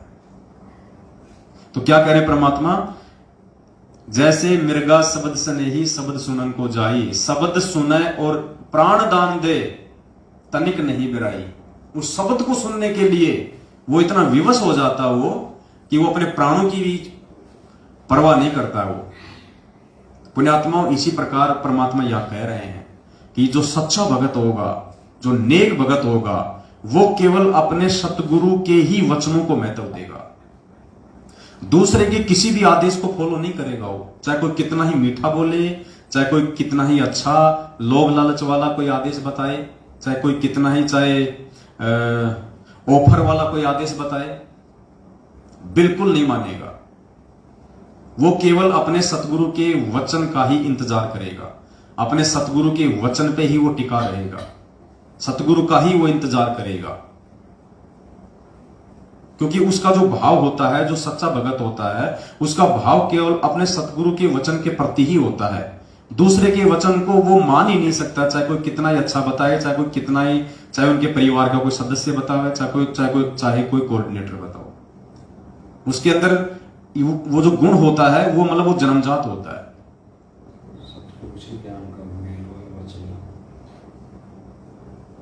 हाँ, यदि कोई बात कोई कह रहा है और वो वचन यदि परमात्मा के वचनों से मेल खाते हैं तो ठीक है, वो स्वीकार्य है। जैसे हम कहते हैं बार बार कि भाई ये जो पीले पर्चे हैं, ये जो फर्जी लेटर हैं, ये जो नकली ऑडियो है, ये गुरुजी की है या नहीं है, हम इन चीजों पे नहीं जाते। यदि इनमें कोई बात हमारे गुरुजी के वचनों से मेल खाएगी तो हमारे को स्वीकार्य है, अन्यथा बिल्कुल भी स्वीकार्य नहीं है, भले चाहे गुरुजी ने ही भेजे हो, क्योंकि सच्चे भगत की खासियत होती है। अब उस वायलिन या वो जो शिकारी जो वो धुन प्रकट करता है, उससे अच्छी अच्छी धुन तो और भी होती है, बहुत ज्यादा होती है। वो हिरण उनके ऊपर आसक्त नहीं होता, वो ध्यान ही नहीं देता उस तरफ वो हिरण कि कौन भोग रहा है। लेकिन जब उसको अपने सतगुरु वाली वो धुन जब उसको सुनाई देगी तो फिर वो जो है मतलब विवश हो जाता है, वहां पे उसको ब्लाइंड फेथ करना पड़ता है। तो पुण्यात्माओं, संगत ने आज क्या किया पिछले 7 वर्षों से, ये पीले पर्ची रूपी मीठी मीठी धुन, ये फर्जी लेटर रूपी मीठी मीठी धुन, ये नकली ऑडियो रूपी मीठी मीठी धुन आप लोगों को काल भगवान की प्रेरणा से ये मैनेजमेंट सुना रहा है और आप लोग इन पे आसक्त हो रहे हो। अरे हम भी तो आपके भाई बहन हैं, हम पे तो इनका कोई असर नहीं होता। हम तो उल्टा इनका पोस्टमार्टम और कर देते हैं कि ये किस व्यक्ति ने भेजा है, किस मनवश और स्वार्थी व्यक्ति के ये विचार है। 27 साल से भगवान के विचार सुन के कि हम इतना भी निर्णय नहीं कर सकते कि हमारे गुरुजी ने हमें क्या वचन कहे, हमारे गुरुजी ने भक्ति मार्ग पे हमारे को किस प्रकार से चलने के लिए आदेशित किया है, कि हम इतना भी नहीं जान सकते। साल भर तक टीचर ने पढ़ाया भारत की राजधानी नई दिल्ली, भारत की राजधानी नई दिल्ली, और जब परीक्षा का समय आया और उसमें कोई कहता कि बेटा भारत की राजधानी पंजाब, तो कोई मूर्ख व्यक्ति पंजाब लिखेगा, समझदार नहीं लिखेगा। तो कोई मूर्ख व्यक्ति होगा जो इन पीले पर्चों को गुरुजी का आदेश मान के इस राजनीति का हिस्सा बनेगा और अपने कर्म फोड़ेगा। तो ये जो मिर्गा वाली जो भूमिका है, ये पुण्यात्मा साथ संगति से जुड़ के सत्सेवक भाई बहन निभा रहे हैं, क्योंकि उन्हें अपने परमात्मा का जो शब्द है, जो परमात्मा की जो वाणी है, परमात्मा की जो धुन है, वो उन्हें याद है। हम केवल अपने परमेश्वर के वचनों पे आकर्षित होते हैं, किसी दूसरे के वचनों पे आकर्षित नहीं होते जो परमात्मा के ज्ञान से मेल ना खाए। तो मालिक कहते हैं जैसे मिर्गा शब्द स्नेही शब्द सुनन को जाई, शब्द सुने और प्राण दान दे तनिक नहीं बिराई, गुरु से लगन कठिन है भाई। आदि परमात्मा कहते हैं जैसे सती चढ़े सल ऊपर पिया रहो मन भाई, जैसे सती चढ़े सल ऊपर पिया रहो मन भाई, अग्नि देख डरे ना मन में, अग्नि देख डरे ना मन में, हंस हंस जा जल जाई, गुरु से लगन कठिन है, गुरु से लगन कठिन है भाई। लगन लगे बिन काज न सरता, लगन लगे बिन काज न सरता, जीव पर ले हो जाई, गुरु से लगन कठिन है भाई, गुरु से लगन कठिन है भाई। क्या करें परमात्मा, जैसे सती चढ़े सल ऊपर पियो रहे मन भाई, अग्नि देख डरे ना मन में, हंस हंस जा जल जाई। परमात्मा एक दृढ़ भगत को समझाते हुए दृढ़ भगत को कह रहे हैं कि जैसे पहले के समय में परमात्मा ने बताया कि जब भारत देश अंग्रेजों का गुलाम था और हमारे देश में सती प्रथा थी। सती प्रथा यानी यदि किसी औरत का पति यदि मर जाता था तो औरत को उसकी चिता पे साथ साथ जो है वो जला दिया जाता था, उसको सती का नाम दिया जाता था। तो कहते हैं उस समय जो सती होती थी, जो औरत होती थी, उसके मन में ऐसे भाव भर दिए जाते थे। जब उसके पति की मृत्यु हो जाती थी तो उसके अंदर ऐसे विचार भर दिए जाते थे, उसके अंदर ऐसे भाव भर दिए जाते थे कि ना चाहते हुए भी वो आग में अपने पति के साथ बैठ के जलने से बिल्कुल भी नहीं डरती थी, नहीं घबराती थी। तो कहते हैं भगत का इतना ज्ञान सुनने के बाद में, इतने परमात्मा के वचन सुनने के बाद में, इतने सत्संग सुनने के बाद में एक भगत का यह दृढ़ विश्वास हो जाना चाहिए अपने सतगुरुदेव जी के प्रति। वो इतना उनके प्रति मतलब आकर्षित हो जाना चाहिए, अपने गुरु को इतना समर्पित हो जाना चाहिए कि उसको अपने सतगुरु के अतिरिक्त, अपने गुरु जी के वचन के अतिरिक्त दूसरी कोई चीज उसको दिखाई नहीं देनी चाहिए उसको। और चाहे उसको कोई कितना ही उसको रोकने का प्रयास करे, कोई कितना उसको टोकने का प्रयास करे। कहते हैं जैसे सती चढ़े सल ऊपर पियो रहे मन भाई, अग्नि देख डरे ना मन में, हंस हंस जा जल जाए। वो आग को भी देख के नहीं डरती। उसके घर वाले कहते हैं कि ये छोड़ देना, ये तू क्या करेगी जल के, देख तेरे छोटे छोटे बच्चे हैं, इनको कौन पालेगा। उसको संपत्ति का उसको लालच दिखाया जाता है, उसको बाल बच्चों की मोह ममता में उसको मतलब फंसाया जाता है। लेकिन वो तो मतवाली हो जाती है, उस पर तो नशा सवार हो जाता है कि नहीं, अगर मेरा पति नहीं तो मैं भी नहीं, मेरे पति का कोई वजूद नहीं तो मेरा भी कोई वजूद नहीं। हमारे राजस्थान के सांबर में एक संत थे, उनके विषय में एक कथा प्रचलित है, मुझे उनका नाम नहीं पता, दोनों गुरु शिष्य का। तो उनके जो गुरुजी थे उन्होंने समाधि ले ली, उन्होंने अपना शरीर छोड़ दिया और उसके बाद उनका आश्रम में जो एक परम भक्त था उसने उसी दिन से अपनी आंखें बंद कर ली थी। पट्टी नहीं बांधी, ना आंखें फोड़ी, आंखें बंद कर ली उन्होंने। और उन्होंने कहा कि जब मेरा गुरु ही नहीं है इस दुनिया में तो मैं यहां पे मैं देखूं किस चीज को, और यहां की चीजें देखने के लायक है क्या। कौन सी वस्तु है जो देखने के लायक है, जब मेरा गुरु ही नहीं रहा। अगर दर्शन मैं करता तो केवल अपने मैं गुरु के दर्शन करता। दीदार यदि मैं इन आंखों से करूं तो मैं अपने गुरु के करूं, और कोई भी चीज यहां पे दीदार के लायक नहीं है। तो उसने अपनी आंखें बंद कर दी और आजीवन उसने अपनी आंखें नहीं खोली जब तक उसने शरीर नहीं छोड़ा। हालांकि तत्व ज्ञान की दृष्टि से ये मतलब उचित नहीं है, उन आत्माओं को ज्ञान नहीं था, लेकिन उनके भाव थे, उनका समर्पण था।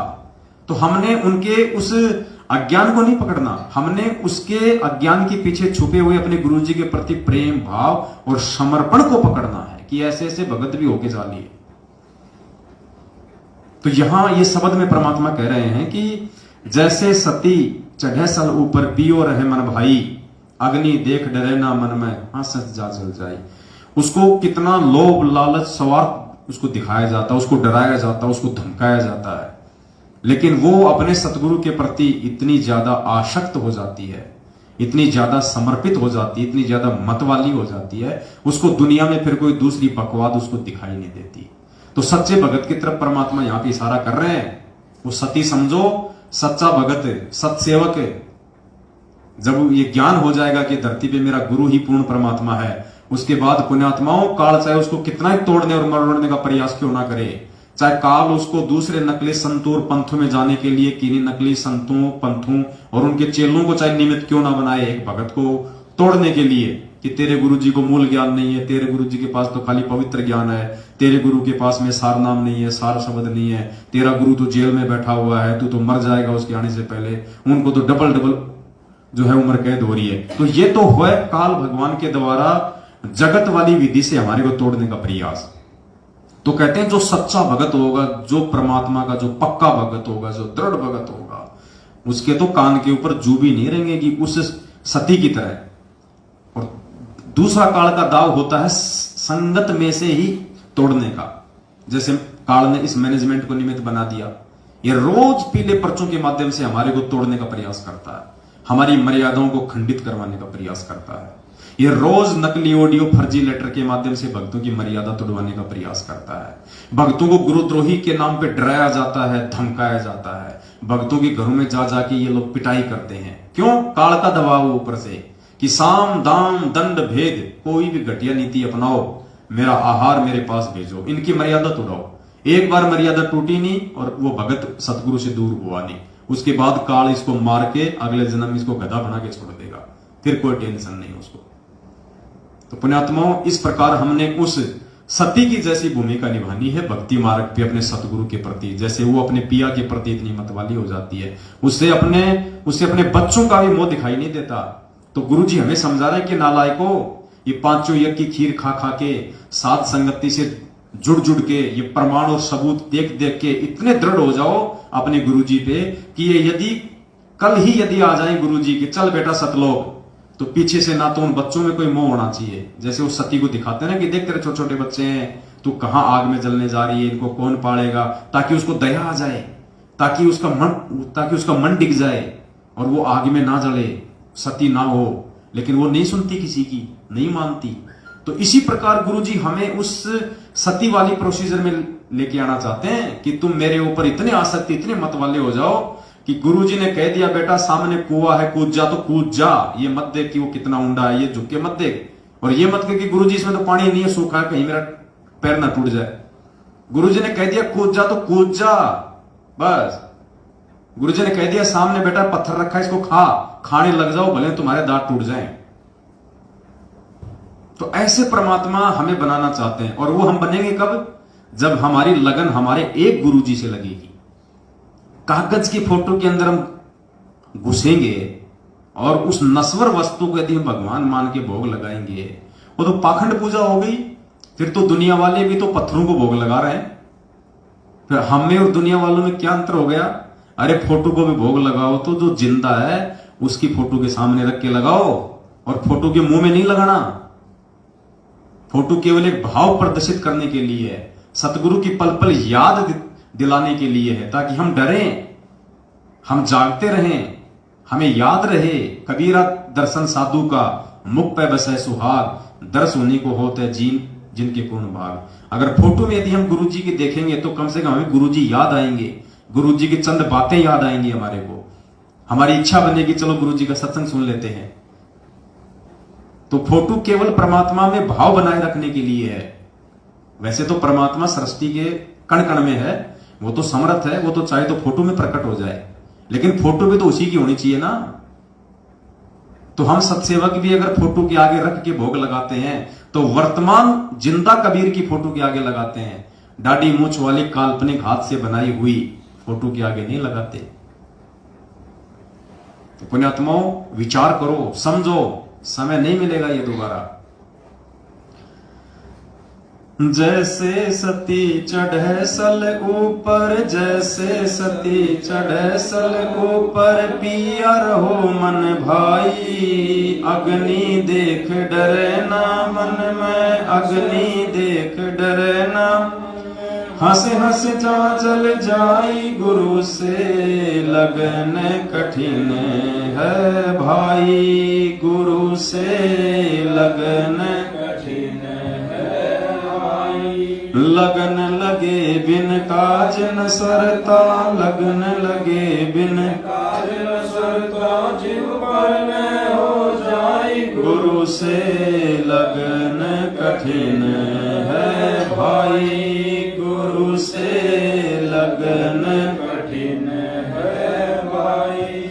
दो दल सन्मुख आण जुटे हैं, दो दल सन्मुख आण जुटे हैं, सूरा लेत लड़ाई, टूक टूक हो पड़े धरती पे, टूक टूक हो पड़े धरती पे, वो खेत छोड़ ना जाई गुरु से, कठिन है भाई, गुरु से लगन कठिन है भाई, लगन लगे बिन काज न सरता, लगन लगे बिन काज न सरता, जीव पर में हो जाई गुरु से, लगन कठिन है भाई, गुरु से लगन कठिन है।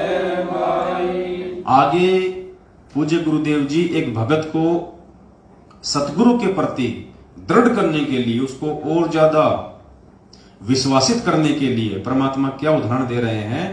दो दल सन्मुख आण जुटे, सूरा लेत लड़ाई। जैसे जैसे लड़ाई होती है, युद्ध होता है, तो कहते हैं दो दल सन्मुख आण जुटे, दोनों सेनाएं आमने सामने खड़ी हों, कहते सूरा लेत लड़ाई। जो सूरवीर होते हैं, जो बहादुर होते हैं, जो पीठ दिखाना नहीं जानते, वो आपस में लड़ाई लड़ते हैं, वो आपस में एक दूसरे के सामने होते हैं। टूक टूक हो पड़े धरती पे, वो खेत छोड़ ना जाई। चाहे उनके शरीर के टुकड़े टुकड़े हो जाएं, लेकिन वो मैदान छोड़ के नहीं भगते, तब जाके वो सूरवीर की वो गति को प्राप्त होते हैं, वो शहीद का वो दर्जा प्राप्त करते हैं। तो यहां परमात्मा एक भगत को यहां पे रख रहे हैं कि दो दल सन्मुख आण जुटे, सूरा लेत लड़ाई। दो दल हैं यहाँ पे, एक इस काल भगवान का और एक इस परमेश्वर का, और सूरा लेत लड़ाई। अब इस लड़ाई को वो लड़ेगा जो सूरवीर होगा।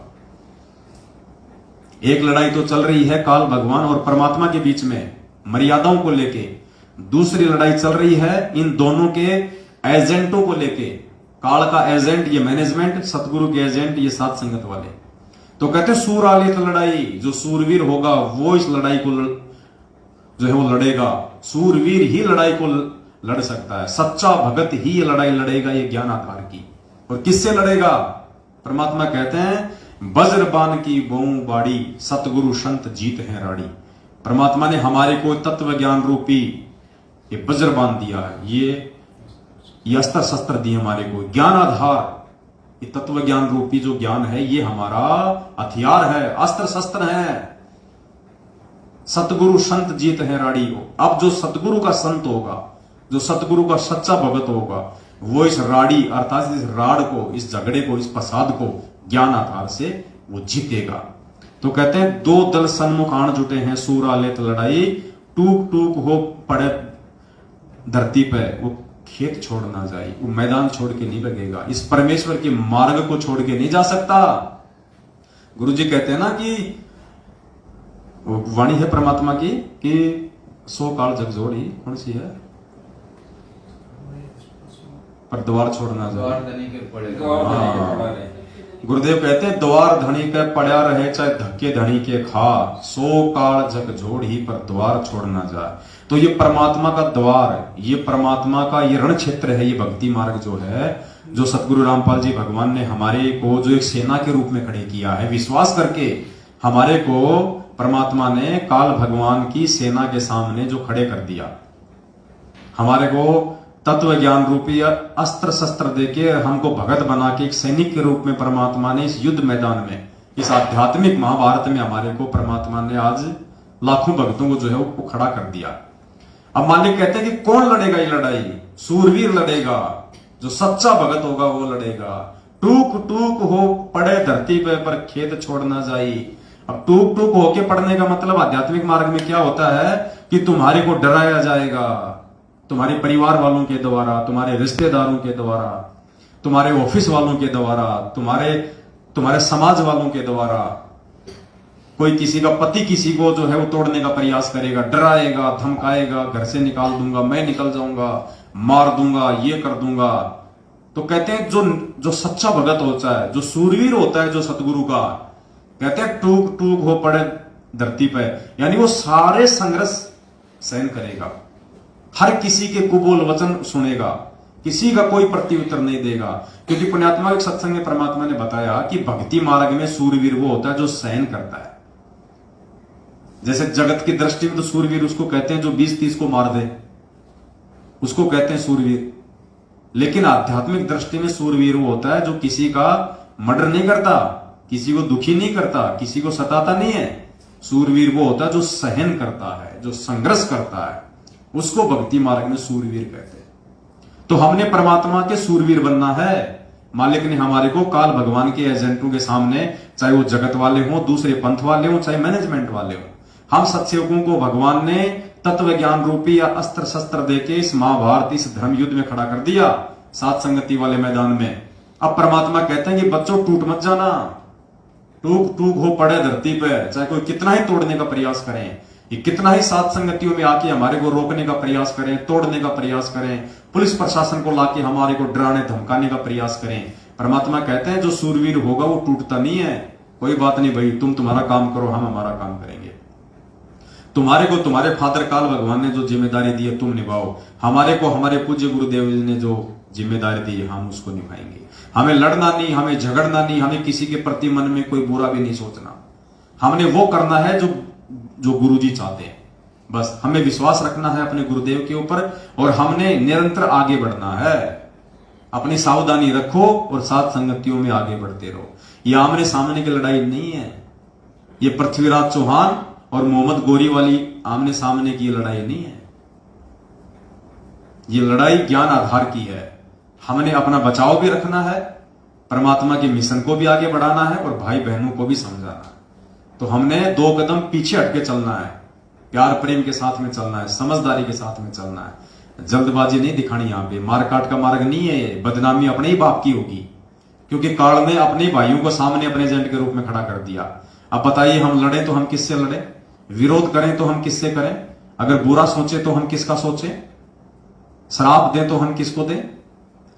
हमारे भाई सामने, उनकी बुद्धि अभी नादान है, वो काल प्रेरित है, वो समझ नहीं पा रहे, आगे चल के रोएंगे पछताएंगे, बात अलग है।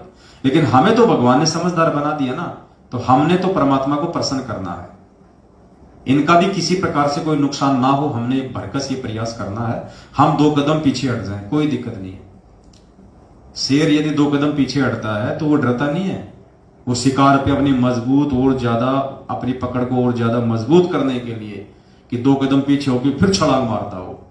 तो जब ये सात संगति में आवे, कोई ऐसी दिक्कत हो जाए, ये पुलिस प्रशासन को ले आवे, ये खुद भी 1 नंबर के ये गुंडे हैं, आपको पता ही है, ये भी लेके लठा जाते हैं, भक्तों को गाली गलौच मारने लग जाते हैं। 2 कदम पीछे हट जाओ, हाथ जोड़ लो, ठीक है भाई साहब, मार खा लेंगे कोई दिक्कत नहीं, गालियां खा लो, गाली खाने से कोई जो है वो फुंसियां नहीं होती है, कोई बात नहीं है। हम फिर एक नई सात संगति करेंगे, फिर 10, 15, 20 दिन बाद किसी भगत भाई बहन के घर पे करेंगे। तो हमने इस प्रकार से प्यार प्रेम से आगे बढ़ना है।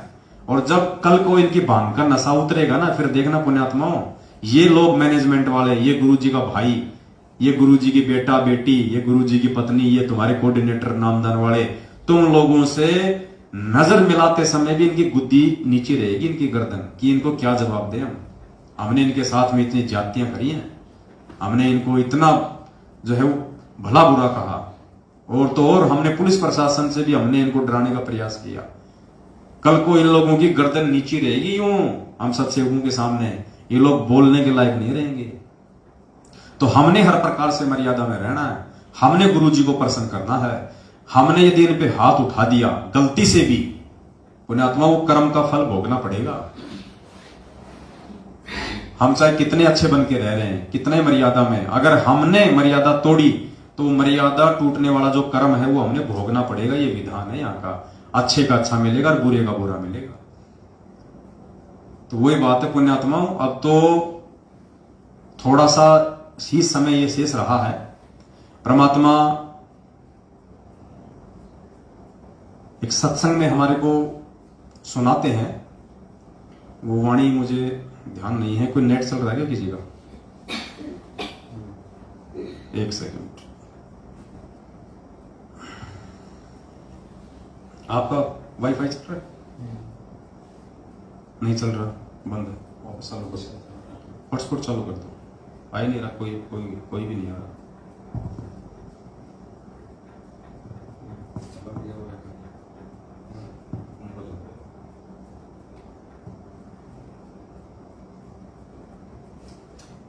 एक कथा है छोटी सी, आपको सुनाते हैं मालिक की दया से।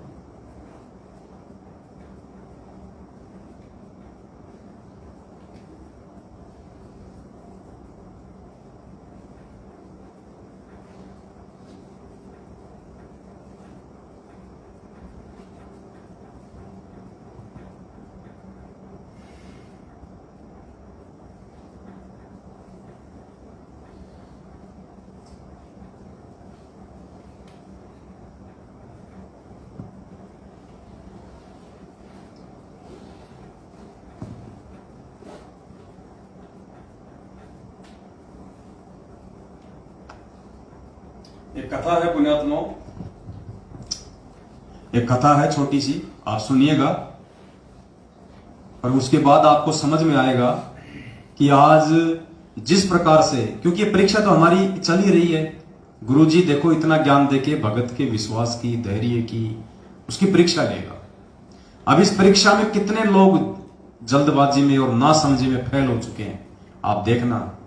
और जो लोग हिम्मत बांध के रुके हुए हैं, देखो मैनेजमेंट के साथ रह के गंदी राजनीति करना ये भक्ति मार्ग पे रुकना नहीं है। इससे अच्छा तो नालायक को भक्ति को छोड़ देते, कम से कम गुरु वचन तोड़ के ये कर्म तो ना बिगड़ते। रुकने का मतलब है गुरु जी के वचन पे रुकना, चाहे गर्दन कट जाए। गुरु जी ने कह दिया कि भक्तों को राजनीति से दूर तो दूर, फिर गुरु जी का भाई क्या, चाहे गुरु जी का बाप आके क्यों ना बोल दे, नहीं करने तो नहीं करने। तो ये कहानी है एक राजा और एक नाचने वाली की। और देखो कैसे उस नाचने वाले के एक दोहे ने कितने लोगों को पाप करने से बचा लिया। एक राजा को राज भोगते हुए काफी समय हो गया था, बाल भी सफेद होने लगे थे। एक दिन उसने अपने दरबार में एक उत्सव रखा और अपने गुरुदेव एवं मित्र देश के राजाओं को भी सादर आमंत्रित किया। उत्सव को मनोरंजन बनाने के लिए राज्य की सुप्रसिद्ध नाचने वाले को भी बुलाया गया। राजा ने कुछ सोने की मुद्राएं अपने गुरुजी को भी दी, ताकि यदि वे चाहें तो नाचने वाली के अच्छे गीत व नृत्य पर उसे पुरस्कृत करें। सारी रात नाच गान चलता रहा। ब्रह्म मुहूर्त की बेला आई, यानी सुबह 4-5 बजे का समय हुआ। नर्तकी ने देखा, उस नाचने वाली ने देखा कि मेरा ढोलक बजाने वाला ऊंग रहा है, यानी उसको उबासी आ रही है, जो ढोलक बजा रहा था उसको नींद सी आ रही है। नर्तकी ने देखा कि मेरा तबले बजाने वाला ऊंग रहा है, उसको जगाने के लिए नर्तकी ने एक दोहा पढ़ा। उस नाचने वाली ने अपने ढोलक वाले को जगाने के लिए कि भैया सो मत, अभी थोड़ी देर की बात है वरना सारा काम बिगाड़ देगा। उसने एक दोहा पढ़ा, क्योंकि सबके सामने तो बोल नहीं सकती थी वो, इसलिए उसने एक दोहे के माध्यम से उस ढोलक वाले को जागरूक करना चाहा और उसने क्या कहा, बहुत बीती थोड़ी रही, बहुत बीती थोड़ी रही, यानी रात जो है 75% बीत चुकी है।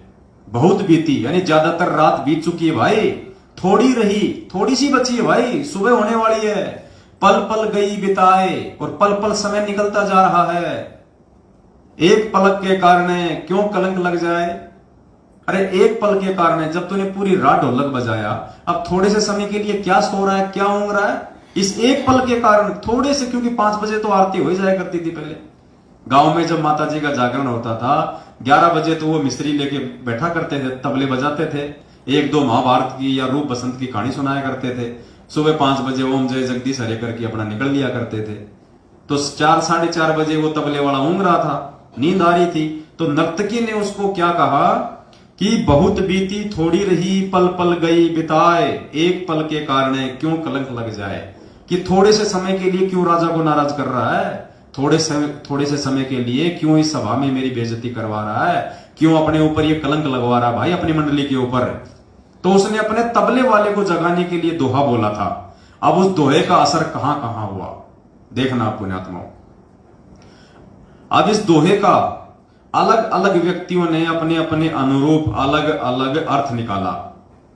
तबले वाला सतर्क होकर ढोलक बजाने लगा, वो जाग गया तबले वाला कि यार बात तो ठीक कर रही है, जब पूरी रात तूने हाथ तोड़े हैं तो थोड़े से समय के लिए क्यों सो रहा है, कहीं राजा नाराज हो जाए, तेरे को ना कोई इनाम दे, उल्टा तेरे को जेल में और ठोक दे कि तूने हमारी पार्टी बंद कर दी।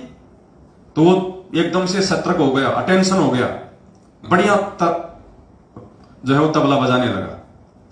ये बात जब गुरुजी ने सुनी, राजा का जो गुरु था उसने जब ये बात सुनी, उसने ये दोहा सुना। कौन सा दोहा कि बहुत बीती थोड़ी रही, पल पल गई बिताए, एक पलक के कारण क्यों कलंक लग जाए। जब ये बात गुरुजी ने सुनी तो उन्होंने सारी मोहरें उस नाचने वाली के सामने फेंक दी। वही दोहा नर्तकी ने फिर से पढ़ा तो राजा की लड़की ने अपना 9 लखा हार नाचने वाली को भेंट कर दिया। अब देखना आगे इन सब ने क्यों किया ये सब।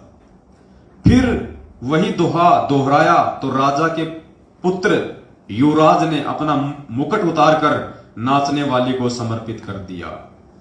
नर्तकी फिर वही दोहा दोहराने लगी तो राजा ने कहा कि बस कर। अब राजा हो गया, गुस्से में हो गया राजा को मालूम नहीं था क्या क्या हो रहा है यहां पे। तो राजा ने कहा कि बस कर, एक दोहे से तुमने वैश्या होकर भी सबको लूट लिया। राजा को चिंता होगी कि सब इसको भेंट कर रहे हैं, ऐसा क्या हो गया, इसने तो सबको अपने जाल में फंसा लिया। तो राजा नाराज हो गया उसके ऊपर, वो कहने लगा बस कर, एक दोहे से तुमने वैश्या होकर भी सबको लूट लिया। जब ये बात राजा के गुरु ने सुनी तो गुरुजी की आंखों में आंसू आ गए और गुरुजी कहने लगे राजा इसको तुम वैश्या मत कहो, ये तो अब मेरी गुरु बन गई है, इसने मेरी आंखें खोल दी हैं। ये कह रही है कि मैं सारी उम्र, यानी राजा के गुरु ने वैश्या के दोहे का क्या मतलब निकाला और कैसे उसकी आंखें खुली कि मैं सारी उम्र संयम पूर्वक भक्ति करता रहा और आखिरी समय में नर्तकी का मुजरा देखकर अपनी साधना नष्ट करने यहां चला आया हूं भाई, मैं तो चला। ये कहकर गुरुजी तो अपना कमंडल उठाकर जंगल की ओर अपनी साधना के लिए चल पड़ा। यानी उस दोहे का उस गुरु पे क्या असर हुआ कि रे नालायक, तूने बहुत बीती थोड़ी रही और पल पल गई बिताए, कि नालायक पूरी जिंदगी तो तूने साधना की, जंगलों में तूने तपस्या की भगवान प्राप्ति के लिए, और अब लास्ट समय में जब तेरा मोक्ष होने वाला है तो तू ये गंदे नाच देखने के लिए आ गया, अपने कर्म बिगाड़ने के लिए आ गया, तू अपनी भक्ति बिगाड़ने के लिए आ गया। तो राजा को इससे मतलब शिक्षा मिल गई और राजा ने वो उसके गुरु ने वो मोहरें उस नर्तकी को फेंकी और वापस अपनी साधना के लिए चला गया। अर्थात भक्तों को यहां पे शिक्षा लेनी चाहिए। पुण्यात्माओं, ये परीक्षा चल रही है हमारी और ये थोड़ा बहुत समय बचा हुआ है गुरुजी के जेल से बाहर आने का, थोड़ा ही समय बचा हुआ है। बहुत बीती बहुत गई, क्या वाणी है, बहुत बीती थोड़ी रही। यानी पुण्यात्माओं, अब हमारी जो परीक्षा का जो समय था, जो परमात्मा 7 साल से ले रहे हैं, वो ज्यादातर समय हमारा बीत चुका है। और थोड़ी रही, थोड़ा समय बचा है, साल 1.5-2 साल का, हद मार के। वैसे तो मालिक की मौज है, समर्थ के विषय में हम आकलन भी नहीं कर सकते, लेकिन जीव बुद्धि के हिसाब से सोच रहे हैं कि हो सकता है परमात्मा 1.5 से 2 साल में दया कर दे, बाकी हो सकता है परमात्मा 2028 तक का भी स्वांग रच दे। हो तो मालिक है भैया, भक्तों को बिल्कुल नीले कपड़े की तरह निचोड़ के देखेगा। वो तो जो उसका रहेगा, जो उसका होगा, वो तो भैया सबरी की तरह 1000 साल भी इंतजार करेगा। तो कहने का मतलब है बहुत बीती थोड़ी रही और पल पल गई बिताए, यानी ये जो परीक्षा का समय जो पिछले 7 साल से 2014 बरवाला कांड से जो ये चल रहा है, तो परमात्मा हमें समझाना चाहते हैं इस दोहे के माध्यम से कि नालायको, तुम्हारी परीक्षा का ज्यादातर समय बीत चुका है। तुमने जो कष्ट, तुमने जो संघर्ष जो किया है परमात्मा प्राप्ति के लिए, वो ज्यादातर समय बीत चुका है। अब थोड़े से समय के लिए अपना धैर्य मत खो, अपने गुरुजी से अपना विश्वास मत उठाओ, लोगों की बातों में आके तुम अपनी भक्ति बर्बाद ना करो, इन पीले पर्चों की मान के अपनी भक्ति बर्बाद ना करो, मेरे परिवार वालों के झूठे आदेशों को मान के तुम अपना ये भक्ति धन बर्बाद ना करो। बहुत बीती थोड़ी रही पल पल गई बिताए, एक पलक के कारण क्यों कलंक लग जाए। अब थोड़े से समय के लिए, जब तेरा गुरु आने वाला है, जब तेरा गुरु तुझे जो फसल तूने बोई है उसका परिणाम तुझे देने वाला है, थोड़े से समय के लिए क्यों अपना एक कर्म धर्म नष्ट कर रहा है, क्यों दूसरे पंथों में जाके अपना समय बर्बाद कर रहा है, अपनी भक्ति बर्बाद कर रहा है, अपने गुरु को बदनाम कर रहा है, अपने स्वयं के जीवन को बर्बाद कर रहा है थोड़े से समय के लिए। तो राजा के गुरु ने क्या किया, वापस शिक्षा लेके जंगल में चला गया अपने साधना के लिए।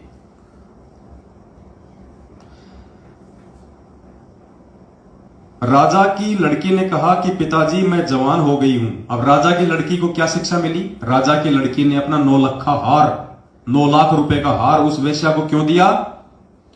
राजा की लड़की ने कहा पिताजी मैं जवान हो गई हूं, आप आंखें बंद किए बैठे हैं, मेरी शादी नहीं कर रहे थे, मैं आज रात आपके महावत के साथ, यानी जो हाथी चलाता है राजा का, हाथी का ड्राइवर, आपके हाथी के ड्राइवर के साथ भागकर अपना जीवन बर्बाद कर रही थी। लेकिन इस नाचने वाले ने मुझे सुमति दी, मुझे सद्बुद्धि दी कि जल्दबाजी मत कर, कभी तो तेरी शादी होगी, क्यों अपने पिता को कलंकित करने पे तुली हुई है। तो उस लड़की ने इस दोहे का ये अर्थ निकाला कि नालायक, शादी तो राजा तेरी करेगा, आज नहीं तो 2 दिन बाद में कर देगा, तू क्यों फालतू में नौकर के साथ भग के अपने पिता को ये कलंकित कर रही है।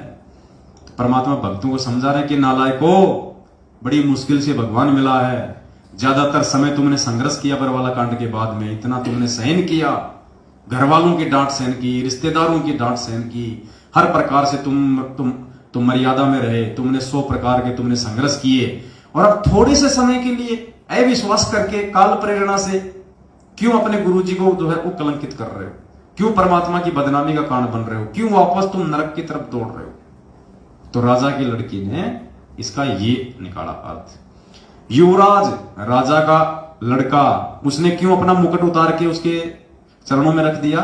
युवराज ने कहा पिताजी आप बूढ़े हो चले हैं, फिर भी मुझे राज नहीं दे रहे थे, मैंने आज रात ही आपके सिपाहियों से मिलकर आपका मर्डर करवा देना था, लेकिन इस नाचने वाली ने समझा है कि रे पगले, आज नहीं तो कल आखिर राज तो तुझे ही मिलना है, क्यों अपने पिता की खून का कलंक अपने सिर पर ले रहा है, धैर्य रख।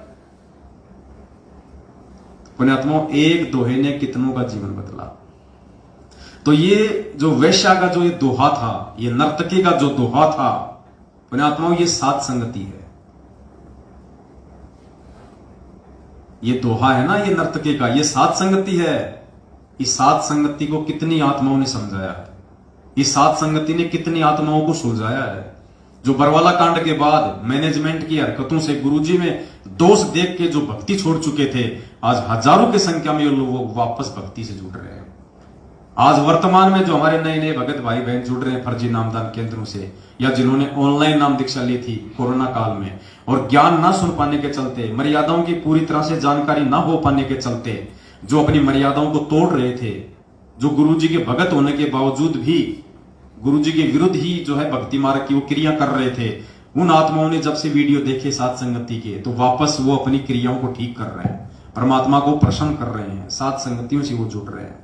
कितनों का परमात्मा ने जीवन संवारा है सात संगतियां शुरू करवा के, क्योंकि सात संगति ही मोक्ष का अंतिम द्वार है। आप सात संगति से निकले बिना, सात संगति से आप जुड़े बिना आप एक सच्चे भगत नहीं बन सकते, आप गुरु को भगवान नहीं मान सकते।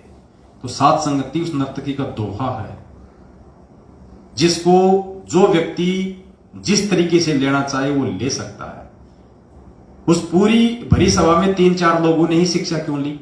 बाकी भी तो देश विदेश के राजा लोग बैठे थे, मंत्री लोग बैठे थे, सिपाही भी तो बैठे थे जिनके साथ मिलकर मर्डर करना था उसके लड़के ने। उन सिपाहियों के तो दिमाग में आई नहीं ये बात। तो ये आएगी उनके दिमाग में, जो अधिकारी होंगे, जो परमात्मा के होंगे, जो अच्छी आत्मा होंगी, वही आत्माएं बरवाला कांड को समझ पाएंगी, परमात्मा के जो है उद्देश्य को समझ पाएंगी और सात संगतियों के मकसद को समझ पाएंगी। और वो पुण्यकर्मी आत्मा, वो अधिकारी हंस ही सात संगति से जुड़ सकते हैं, बाकी लोग नहीं जुड़ सकते।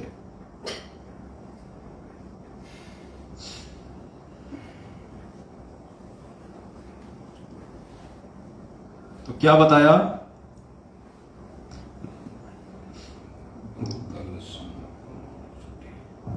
दो दल सन्मुख आण जुटे हैं, सूरा लेत लड़ाई, टूक टूक हो पड़े धरती पे वो खेत छोड़ ना जाई, गुरु से लगन कठिन है भाई। तो कोई सूरवीर भगत होगा जो सतगुरु रामपाल जी भगवान के हिसार जेल से बाहर आने तक इस भक्ति रूपी मैदान में मर्यादाओं के साथ में डटा रहेगा। देखो पुण्यात्माओं, डटने को तो गुरु जी का परिवार भी डटा रहेगा, वो कोई गंगा जी नहीं जा रहा। लेकिन यहां बात हो रही है मर्यादाओं के साथ में डटने की। डटने को तो लाखों की संगत भी यही रहेगी। आज ये नहीं जा रही कोई काल भगवान के साथ में, सारे एक साथ नहीं जा रहे। डटने को तो लाखों की संगत भी यही डटी रहेगी, लेकिन उनका डटना कोई डटना नहीं है। डटना उसका है जो मर्यादाओं के साथ में डटे, क्योंकि संघर्ष का सामना उसको करना पड़ेगा जो मर्यादाओं में रहेगा। जो मर्यादा तोड़ेगा उसको संघर्ष नहीं करना पड़ता भक्ति पे। वो तो जगत वालों के साथ मिलके जगत वाले काम कर लेगा, भक्तों के साथ मिलके भक्ति वाले काम कर लेगा। वो भक्ति करना नहीं है, वो सूरवीरता के लक्षण नहीं है, वो संघर्ष नहीं है। संघर्ष है गुरु जी के वचन पे तुम्हारे सामने एक सारनाम रूपी, एक फर्जी सारनाम रूपी रोटी का टुकड़ा फेंक दिया और लाखों कुत्ते दौड़ पड़े और एक टुकड़े पे। बताओ, मालिक का कोई आता पता ही नहीं। अब पता नहीं उस रोटी के टुकड़े के बहाने कोई मांस का टुकड़ा डाल रहा है या कोई क्या डाल रहा है। लाखों लोग दौड़ पड़े बस उस टुकड़े को देख के। अरे भगवान पे विश्वास किया होता, गुरु जी पे विश्वास रखना चाहिए था कि सार नाम लेंगे तो हम हमारे गुरु जी से लेंगे। कहां तुमने विश्वास किया? इसलिए तो कह रहा है बहुत बीती थोड़ी गई, पल पल गई बिताए, एक पलक के कारण क्यों कलंक लग जाए। तुमने तो धैर्य खो दिया, इतना समय तुमने बिता दिया था और थोड़े से समय का तुम इंतजार नहीं कर सके। वो फर्जी सारनाम की दौड़ में तुम लग गए लाइन में, तुमने अपना कर्म धर्म नष्ट कर लिया, बर्बाद कर लिया। परमात्मा धैर्य की तो परीक्षा ले रहा था।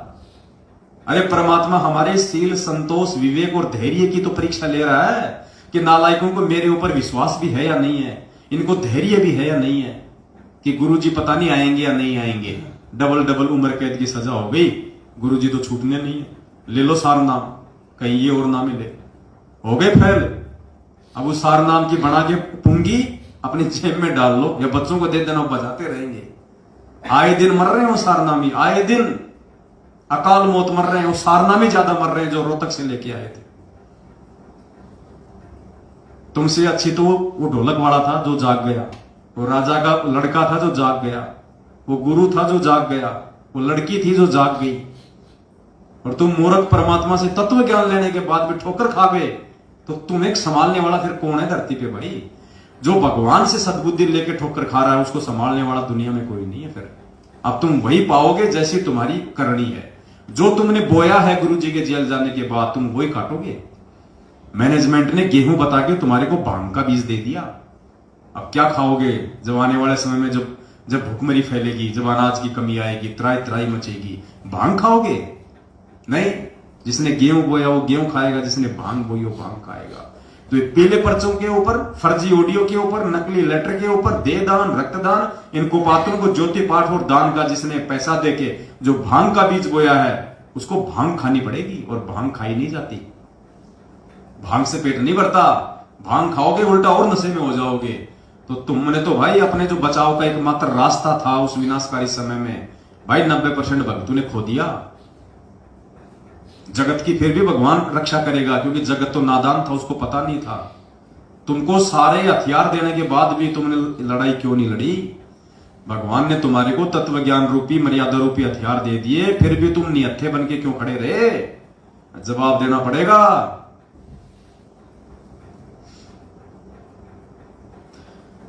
छोड़ो तन अपने की आशा, निर्भय हो गुण गाई। छोड़ो तन अपने की आशा, निर्भय हो गुण गाई। कहत कबीर सुनो भय साधो, नहीं तो जन्म जात नसाई। गुरु से लगन कठिन है, गुरु से लगन कठिन है भाई। लगन लगे बिन काम न सरता, लगन लगे बिन काम न सरता। जीव पर ले हो जाई, गुरु से लगन कठिन है भाई। गुरु से लगन कठिन है भाई। क्या करें पूज्य गुरुदेव जी? छोड़ो तन अपने की आशा, निर्भय हो गुण गाई। कहत कबीर सुनो भय साधो, नहीं तो जन्म जात नसाई। तो परमात्मा कहते हैं भाई ये सारे आडंबर पाखंड हैं और अपने ये मरने मारने की जो भी आशा है ना, ये सब छोड़ दो। परमात्मा कहते हैं जिस मरने से जग डरे मेरे मन आनंद, कद मरूं कद पाऊं पूर्ण परमानंद। तो संगत को 90% संगत को तो दस्त हो रहे हैं। क्यों दस्त हो रहे हैं? कि आए दिन हमारे साथी मर रहे हैं, आए दिन। अरे वो भी सारनाम लाया था रोहतक से, अरे यार वो मर गया। दूसरा सोचता यार वो साथ संगत वालों की वीडियो देखे थे यार, वो सब कह रहे यार ये फर्जी सारनाम है, और जिसने ले लिया ना वो गया काम से। तो सबको दस्त हो रहे कि तेरी कब टिकट कट जाए, क्योंकि मर्यादा तोड़ने वाले को विश्वास नहीं रहता, फिर ना उसको भक्ति पे विश्वास रहता, ना उसको गुरुजी पे विश्वास रहता। फिर काल उसके सिर पे बैठ जाता है, फिर उसके अंदर भय पैदा कर देता है। तो सत्सेवकों के लिए कह रहा भगवान, साथ संगत वालों के लिए कह रहा कि छोड़ो तन अपने की आशा और निर्भय हो गुण गाई। कि बच्चों साथ संगत से जुड़ के मेरी महिमा करो, निर्भय होके मेरे ये गुण गाओ। तुम्हारा कोई बाल भी बाका नहीं कर पाएगा इस धरती पे। चाहे बम क्या, चाहे बम के बाप छूटो, चाहे उस विनाशकारी समय में भूखमरी क्या, चाहे भूखमरी का बाप आ जाओ, मेरे बच्चों के रसोई में पीपीस मतलब मटका भर देगा परमात्मा, आटा भर देगा, सब्जी भर देगा, लूण तेल नमक मिर्ची भर देगा परमात्मा। रसोई में कमी नहीं आने देगा कोई चीज की। चाहे रोजाना 5000 आदमी खाओ, चाहे 1 किलो आटे में, 1 किलो चावल में भगवान 5000 को खिला देगा। और लोग ये कहेंगे यार इनके घर में आ कहां से रहा है। तब इस भगवान की महिमा बनेगी, तब कोई जानेगा कि इनका गुरु कौन है, इनके घर में कहां से आ रहा है। ये बकवाद करने वालों के नहीं होगा। क्या कहा परमात्मा ने? ध्यान से सुनो गुरु जी का सत्संग। पुण्यात्माओं, कहां किस भय में जी रहे हम? किन लोगों की संगति करके आप लोगों ने अपना सत्यानाश कर लिया है?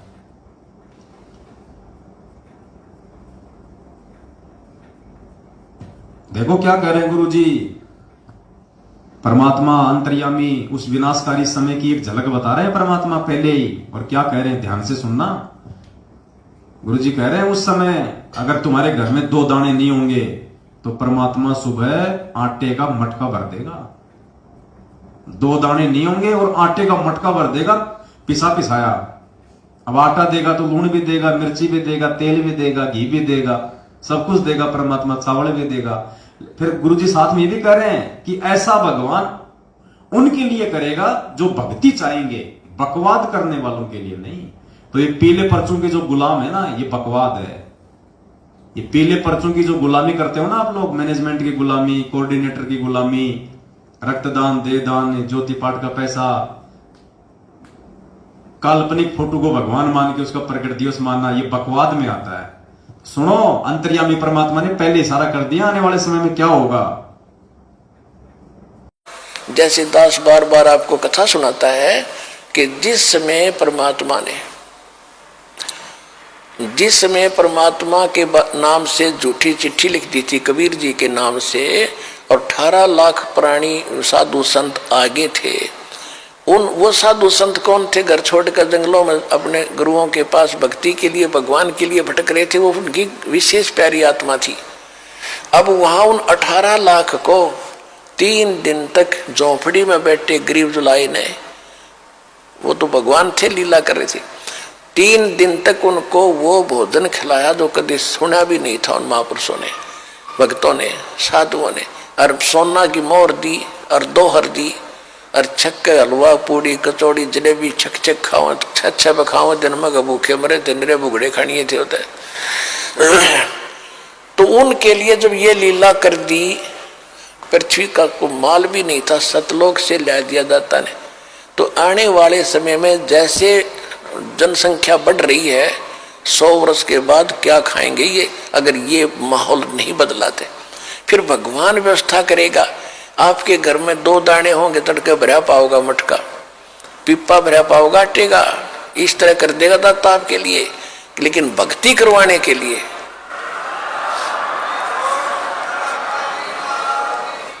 ये उनकी करेगा जो भक्ति करेंगे, और जो बकवाद चाहोगे वो अपना करते रहियो। ठीक है, जैसा भक्ति भजन करेंगे उनका लाभ मिल जाएगा, लेकिन वो उसमें से खड़ी रह जाएंगे।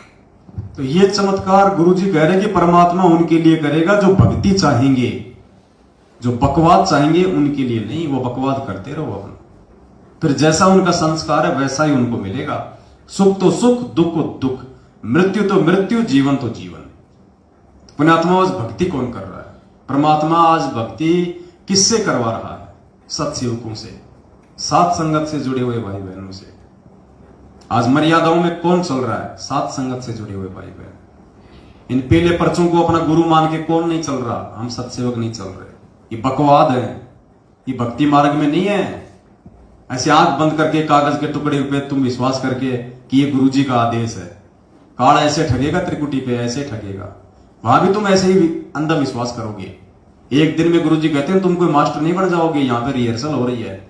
आज यदि तुम इतना ज्ञान लेके अंधे होके और एक कागज के टुकड़े पे विश्वास कर रहे हो कि गुरुजी का आदेश है, कल को ये काल तुम्हारा कोऑर्डिनेटर बन के खड़ा हो जाएगा वहां और बोल देगा पीड़ा पर्चा आ गया, गुरुजी का आदेश है, 2 साल बाद चलेंगे सतलोक, अभी नहीं चलेंगे। तुम क्या करोगे? मना ही नहीं कर सकते, वापस आओगे। क्यों? क्योंकि आज तुम्हारी वो ही रिहर्सल हो रही है। जब आज तुम विरोध नहीं कर रहे, आज तुम ज्ञान आधार से विवेचन नहीं कर रहे, तो कल को वहां जाने के बाद भी नहीं करोगे। क्योंकि गुरुजी कहते हैं जब शरीर छूटेगा ना तो मालूम थोड़ी चलेगा कि तुम मर गए, तुम त्रिकुटी पे जा रहे हो या तुम सत्संग में जा रहे हो। ऐसे सोचोगे मैं तो गुरुजी के सत्संग में जा रहा हूं, और सामने से आ गया आपका देशराज मान पहन के टोपी, वर्ल्ड कोऑर्डिनेटर।